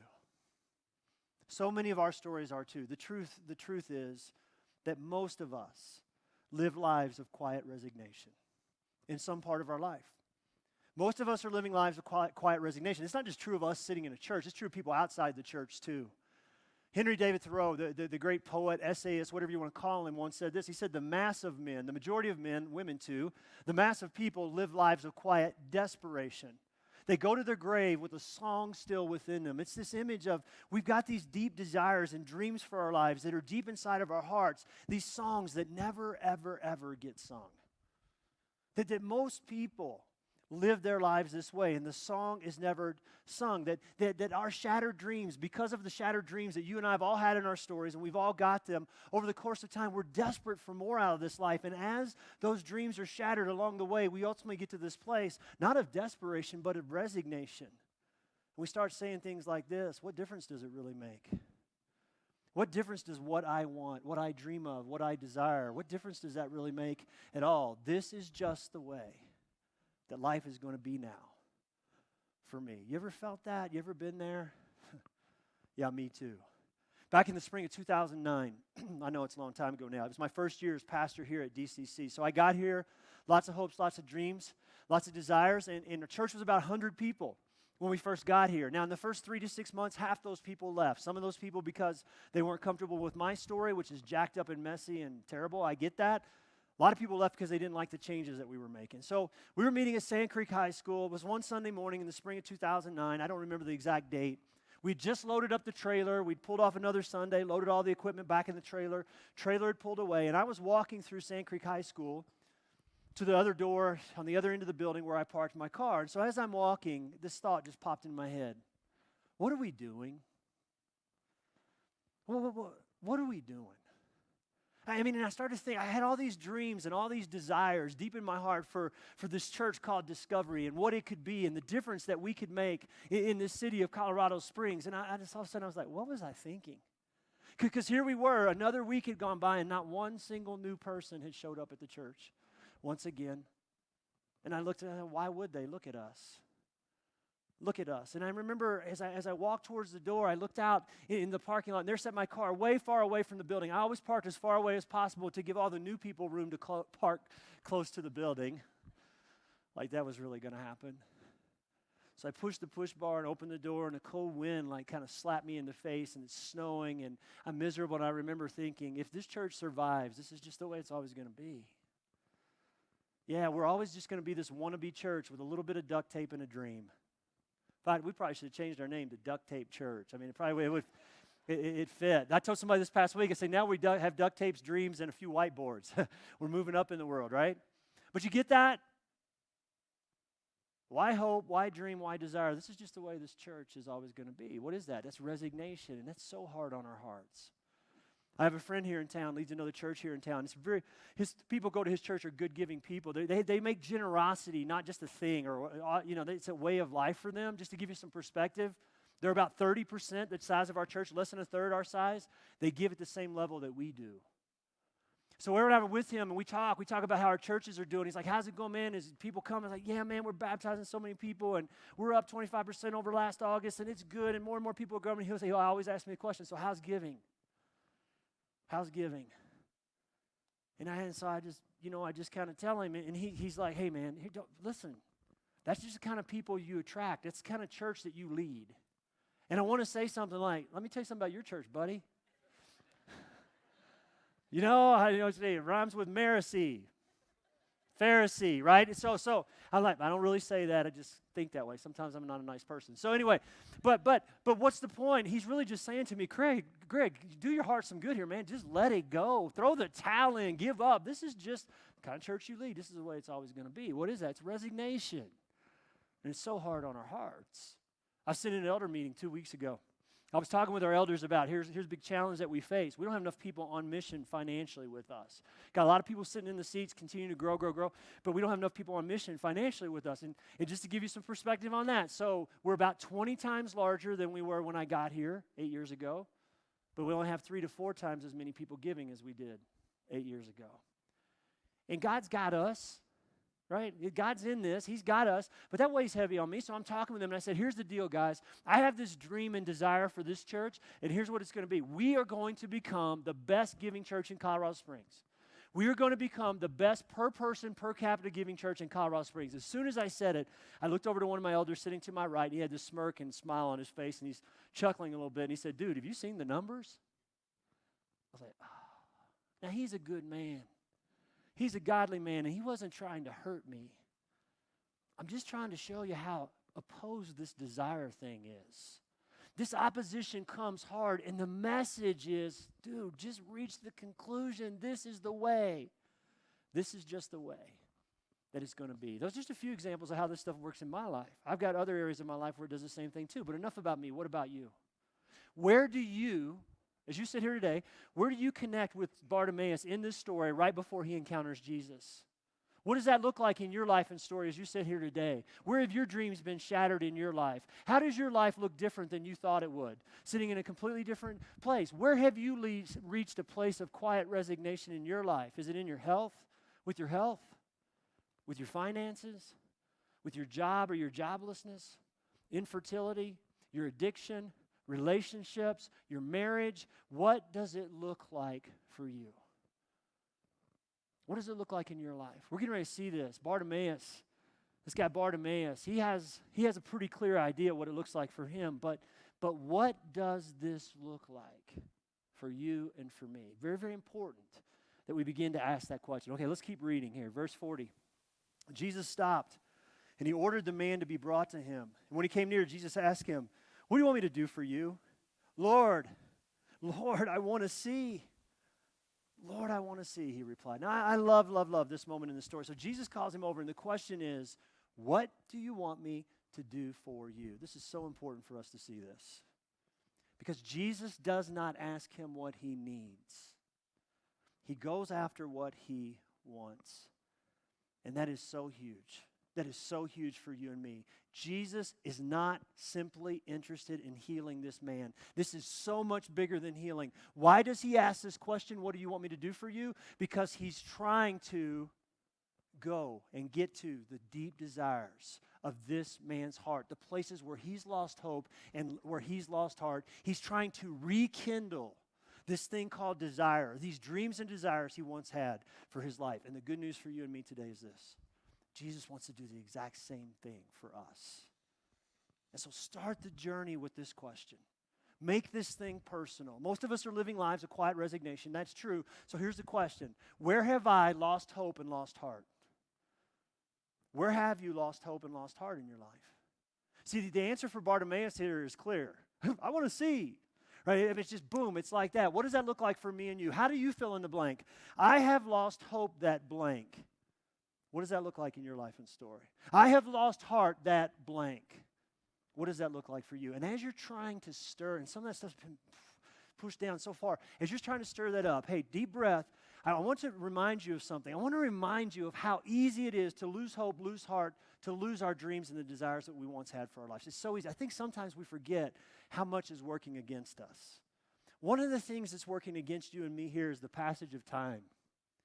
Right? I've talked a lot about how now that I'm on the north side of 50, right, I feel like I'm running out of time to do everything, to be the man, the father, the husband, the pastor, the leader that I want to be, and to be all that God's called me to be. And you get that, right? Because day after day, week after week, month after month, year after year, and nothing's changing. So you go 5 years, 10 years, 15 years, and you've not moved forward in any of your dreams or desires at all.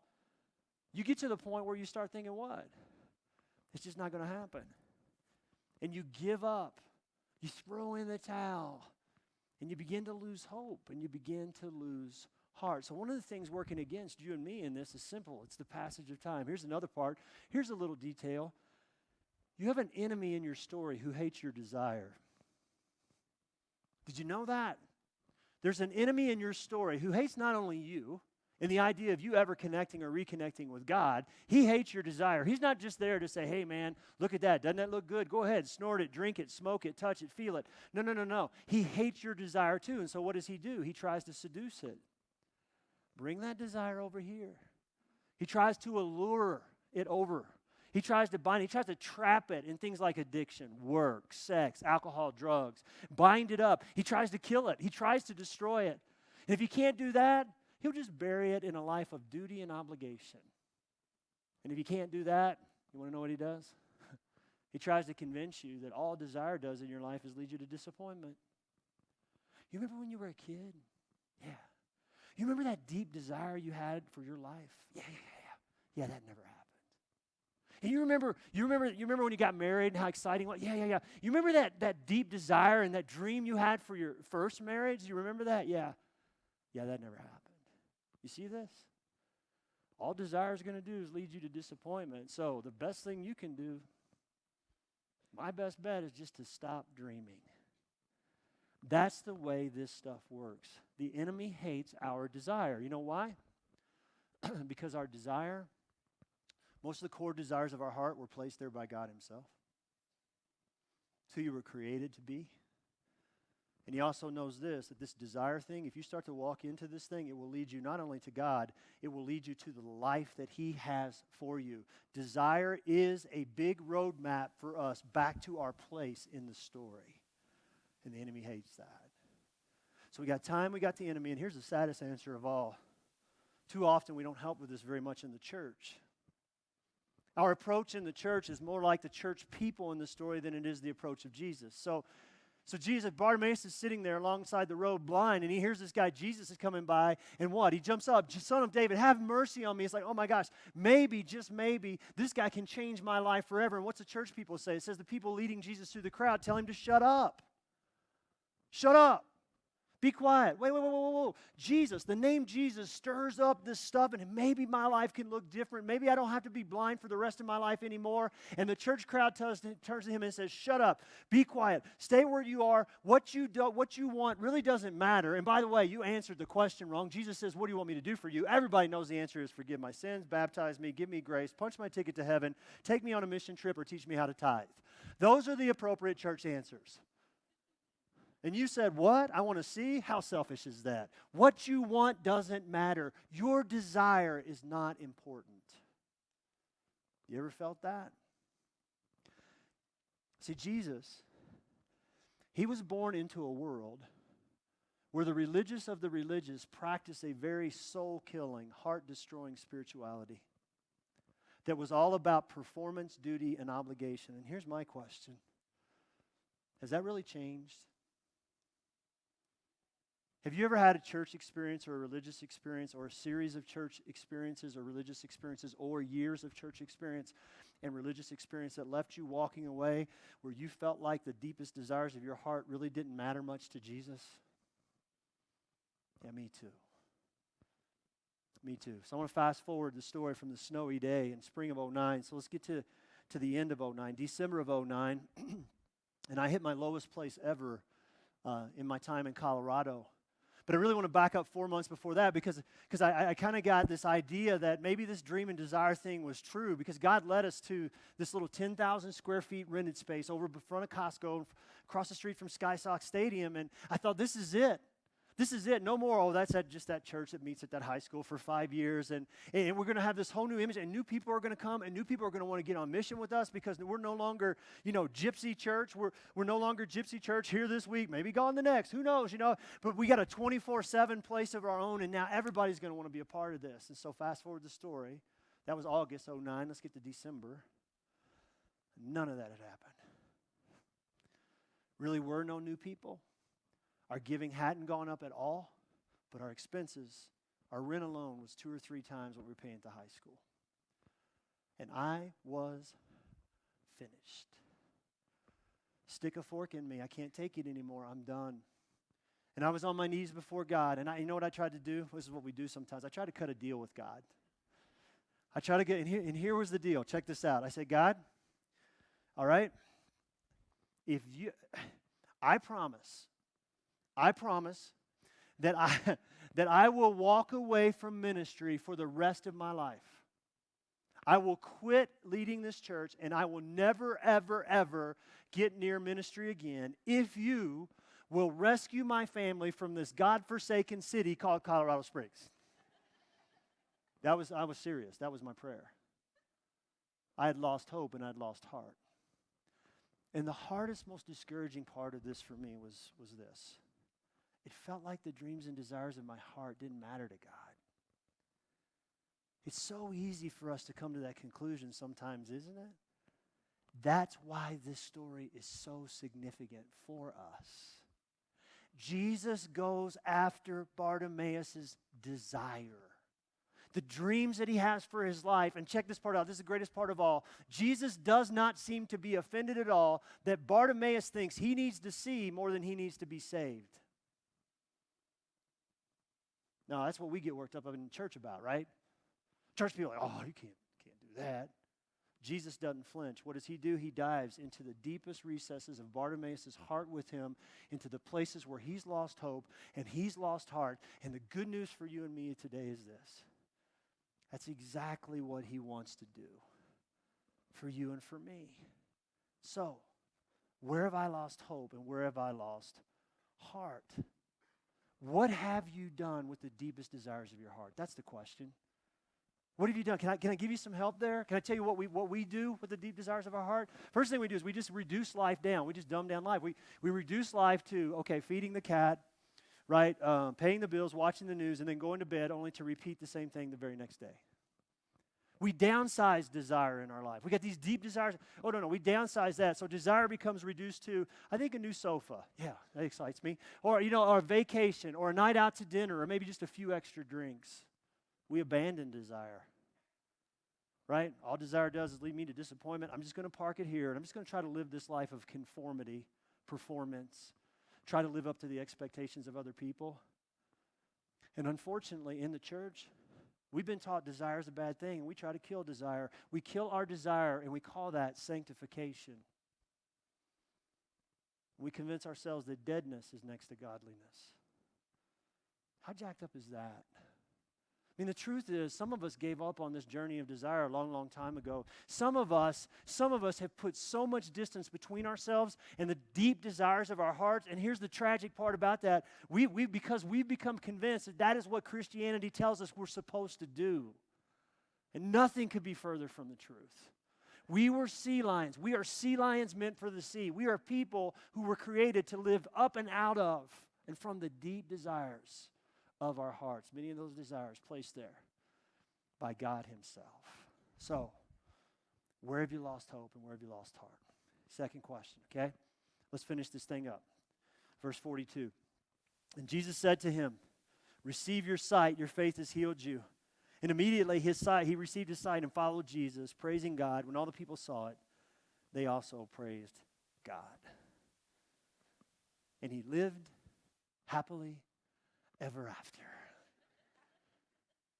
We love these kind of stories, don't we? This is a story we're just like, God, time out. You know that Bartimaeus thing you did back there? If you just do that with me, it's all good. It's all good. I mean, isn't that true? If God would just intervene and fix our health, our finances, our relationships, our job, our joblessness, our infertility, our struggles with our kids, our marriage problems, if God would just do that, if He would just fix our causes, our problems, our issues, if He would just give us the desires of our heart, it'd all be good, just like it is with Bartimaeus here. Would it? Really? Because see, here's the part of this story that I have often missed. The greatest gift that Jesus gives to Bartimaeus here is not the restoration of his sight. The greatest gift that Jesus gives to Bartimaeus is not restoration. It's an invitation to live in a much larger story. Bartimaeus does receive his sight, and he follows Jesus. And now his story will help lead others to follow Jesus too. Can I tell you something? The deepest desires of your heart, if you satisfy the deepest desires of your heart, it will never satisfy your heart like that will. That's the way God drew this thing up. So the question for you and me today is the same question that Jesus had for Bartimaeus. What do you want me to do for you? But as you sit there and you think about, how do I really want to answer this question with Jesus? I think it's important to remind you that you really should be asking this question too. Are you ready for this? How large is the story I'm living in? Those two questions really go together. How large is the story that I'm living in? See, I don't know about you, but whenever I see the movie Gladiator, my heart jumps out of my chest and I'm like, I want to live in a story like that. I want to live in a story like that. I want to be a guy like that. I want to rescue people like that. I want to live in a story that's like that, that's large and huge and epic, just like that. But you know what? So often I don't. You know what I do? I reduce the story down to this very, very tiny, small story that revolves around me. And here's what I'm learning. When I live in that very, very, very small story, all my dreams and desires are small story dreams and desires too. They are. I mean, as I stand up here, is there anything wrong with small story dreams and desires? No. As I stand up here today, I still have small story dreams and desires. I desire to be out of debt again someday. My wife Stacy and I used to be. We're not anymore. I got tons of college debt from my two oldest daughters that now graduated from college. But I dream. I have a desire to be away from that. I have desire to drive cars that don't break down every other month. I desire to live in a house again someday that I own. I think I will. Nothing wrong with those small story dreams and desires that we have in our lives, as long as what? As long as we keep asking this question: how large is the story that I'm living in? How large is the story that I'm living in? Back in into 2009, terrible place. I'm depressed. I'm discouraged. I want to quit. I'm asking God to rescue my family. Roll into 2010 now. It looks like the dreams and desires of my heart really don't matter, because practical reality is we're probably weeks away from closing the church because we can't afford to go on. About 10 days after that, God sent 50 new people to our church in one Sunday. And it was so dramatic that we thought a bus had pulled into the parking lot. It's like there's got to be a tour bus out there. There's a third of our crowd. It's like, what's going on? You want to know what happened? They came back. And everything about this story that God is telling, this DCC story God is telling, began to change. That day, I was the last one out again. I locked up the building. I turned on the little sidewalk there to step down to go to my car. Cold wind. It's snowing. I start to walk to my car, and I felt like God was saying, see, Greg, I've got this. Something changed in me in that moment. And I began to understand that, you know what, I'm living in a story that is so much larger than me. That's the way it ought to be. But you know what? Even though that moment and moments like that have changed my life, I still struggle with this large story living thing. I do. Story can go really quickly. 2013, fast forward the clock.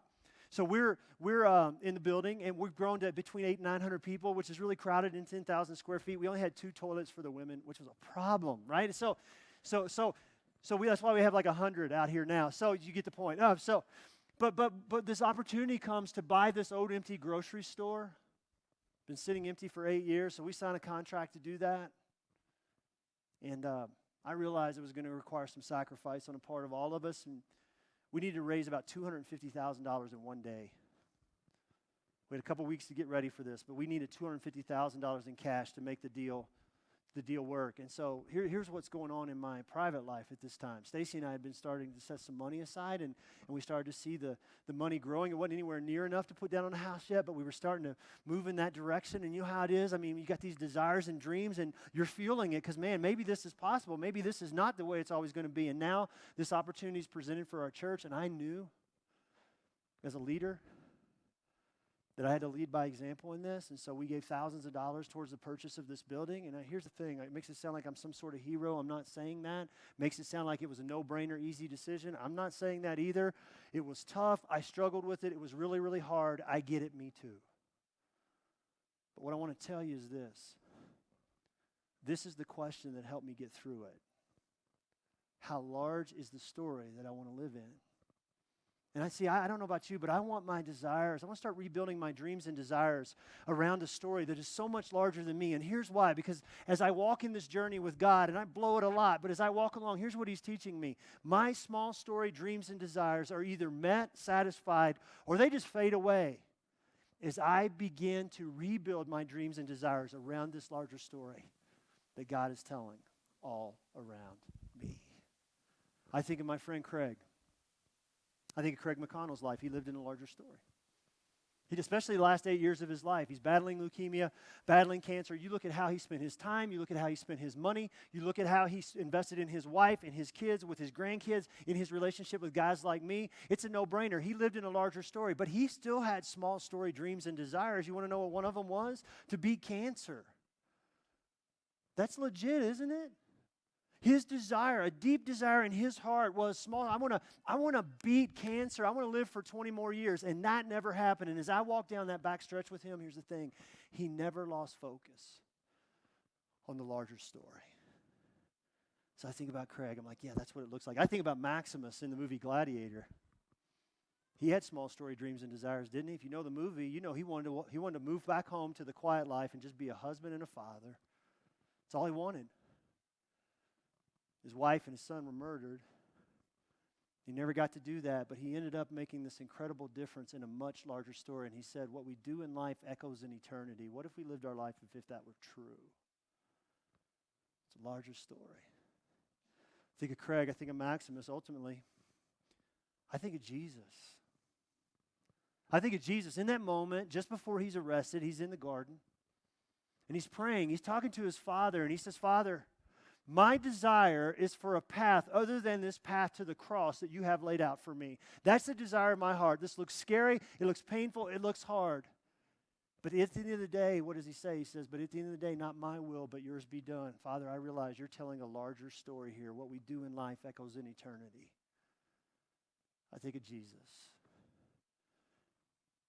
You know, I'm not suggesting there's anything wrong with your small story dreams. I'm saying this. What if we started to rebuild some of our dreams and desires around this larger story that God's inviting us into?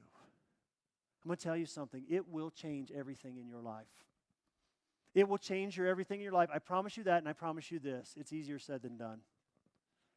Yeah, it's a lot easier said than done. We got all kinds of challenges. We got all kinds of questions, don't we? Questions like this. This may be you. I don't understand why God continues to say no to the desires of my heart when my desire is so pure, so good, so right, so true. Greg, why does God continue to say no to me? And here's my answer. I don't know. I don't know. But I do know this. The same God who said no to you is the God who said no to his son's desire to avoid the cross too. And because of that, you and I get to live forever, forgiven and free. There's something to that. The same God that said no to you and is saying no to you maybe still and has said no to me, he said no to his son in his attempt to avoid the cross too. So I come back to that and I come back to this. God's looking at this thing from a perspective that I don't have. And he's looking into a larger story that I can't possibly see. The greatest gift that God can give you or me is not a yes answer to our prayers. The greatest gift that God can give you and me is the hope that we have in his son Jesus, the relationship we're able to have with the people that we're close to, and the invitation he gives us to walk into this incredible and unique role that he's carved out in this larger story that he's telling all around us. I don't know about you, but I want to dream big dreams. I want to desire big things. I was listening to Andy Stanley talk a few weeks ago, and they asked him, they said, Andy, you've been doing this 21 years now. He leads North Point Church, one of the biggest churches in America. And they said, if you had to do it all over again, what would you change? And he didn't hesitate. He said, I didn't dream big enough. I was like, yeah, that's it. I want to dream big dreams. Don't you? Yeah, I want to dream big. I am so tired of complacency and resignation in my life. I want expectancy and anticipation to fill my life again, don't you? And so here's what I want to say to you. If you're sitting here today in resignation, this is just the way that my life is going to be. I want to challenge you to invite Jesus into that because he cares about the deepest desires of your heart, those places where you have lost hope and lost heart, and he wants to walk into that with you. Take these two questions away from here today and keep asking yourselves these questions. Where have I lost hope and lost heart? And how large is the story that I'm living in? You don't have to agree with me. But I promise you, those questions are vital, unavoidable, and necessary on this path to the life that every single one of us, came in here chasing after today. Soren Kierkegaard once said this. He said, and now, with God's help, I shall become myself. I shall become myself, all I truly am. Look, all of us have shattered dreams in our past. The beauty of your story as you sit here today is your story is not over. It's never too late to become who you might have been. Jesus never stops asking the question, what do you want me to do for you? Jesus understands what it feels like to hear the answer no. Jesus cares about the deep desires of your heart. Invite him in. Just invite him in. Let me pray for us. Jesus, we've just come through the course of life. We've been so beaten up that we've come to this conclusion that our desires just don't really matter. What difference does it make? Just sets us up for a lot of disappointment, a lot of hurt and pain. For some of us sitting here today, what we hear is you will always be blank. Somebody else writing out what our life is going to look like. You will always be blank. You will never be blank. You can desire all you want to, but it really doesn't matter because you will never be that. You'll never be able to walk into that. And Jesus, we've lost hope and we've lost heart. You know what that looks like in the context of every story in this room today. You know the hurt and the pain, the weight, the baggage that we've drug in here with us this morning. So we ask you to come and do what it is only you can do. We invite you into our hearts, Jesus, to come and to shake us up and to stir us up, to rekindle desire and the dreaming that once existed in our lives. And help us to see you, Jesus, as the God of the impossible. The world around us wants us to convince us it's not possible. Help us, Jesus, to see you as a God of the impossible. Nothing's impossible with you, Jesus, more than anything. Help us to look in the mirror and see ourselves. Not as our moms see us, our dads see us, whoever sees us. Jesus, help us to see ourselves as you see us. Reignite the deep desires that you've placed in our hearts. In your name, amen. So the retreat is really awesome. G-O-O-D. It's good. Well, I've been to many retreats, and to me, retreats have been rustic cabins in the woods somewhere. But this is not like that, ladies. This is luxury. So this is my first retreat. My mom would come home every year with story after story about how amazing everything was, all the people that share their stories and the worship, and I knew someday I'm gonna grow up and I'm gonna go to a DCC women's retreat. We've had like a dance party, we've had a photo booth, we've gone out on hikes, and just walking around town is a lot of fun, like spending all your money, it's great. Everyone just kind of gets together and hangs out. I love the worship. The ladies really choose songs that speak to our hearts. You just get to like clear everything away and it's just you and God. My favorite time at the women's retreat is when we got together in our small groups. It's just a really great time to meet new people, just come for other people's hearts and learn what that looks like. We got to hear what everyone had to say, but then we got to really break it down and just have moments with each other. I do feel closer to God through this experience. I have just felt refreshed and revived and rejuvenated, and my heart has just been so full from the connections that I've made with people. I would tell anyone that's considering going, get your money in, get you signed up. If you're younger than mid-20s, you should come to the retreat, so I'm not like the youngest one there. I would really appreciate just having someone to hang out with. Please take the time. Please, you are so worth it. There's so much value and you need the decompression. You need time away. I'm 42 years old. I have 3 kids and a husband, and we both have jobs, and I need this time. I want this time away.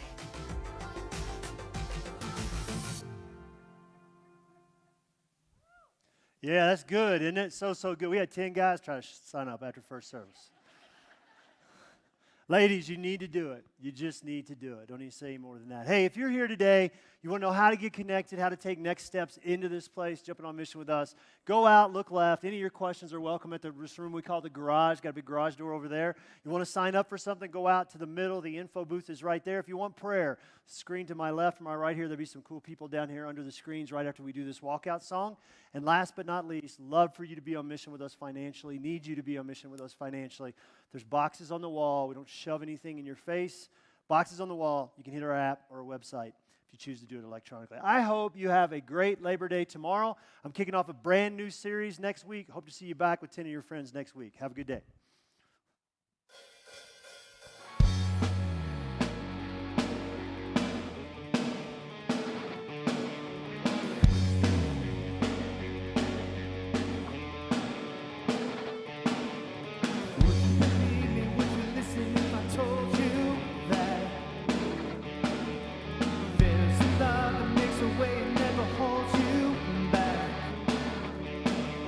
So won't you break free, won't you break free, get up and dance in his love.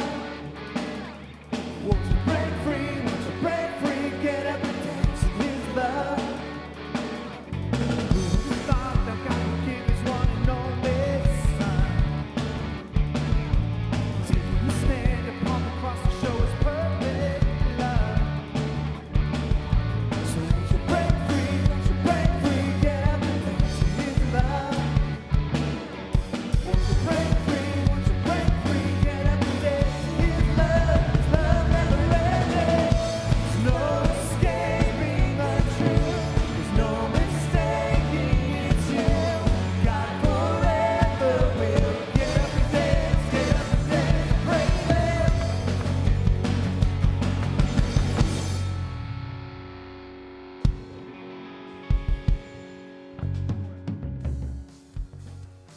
Sometimes you gotta bleed to know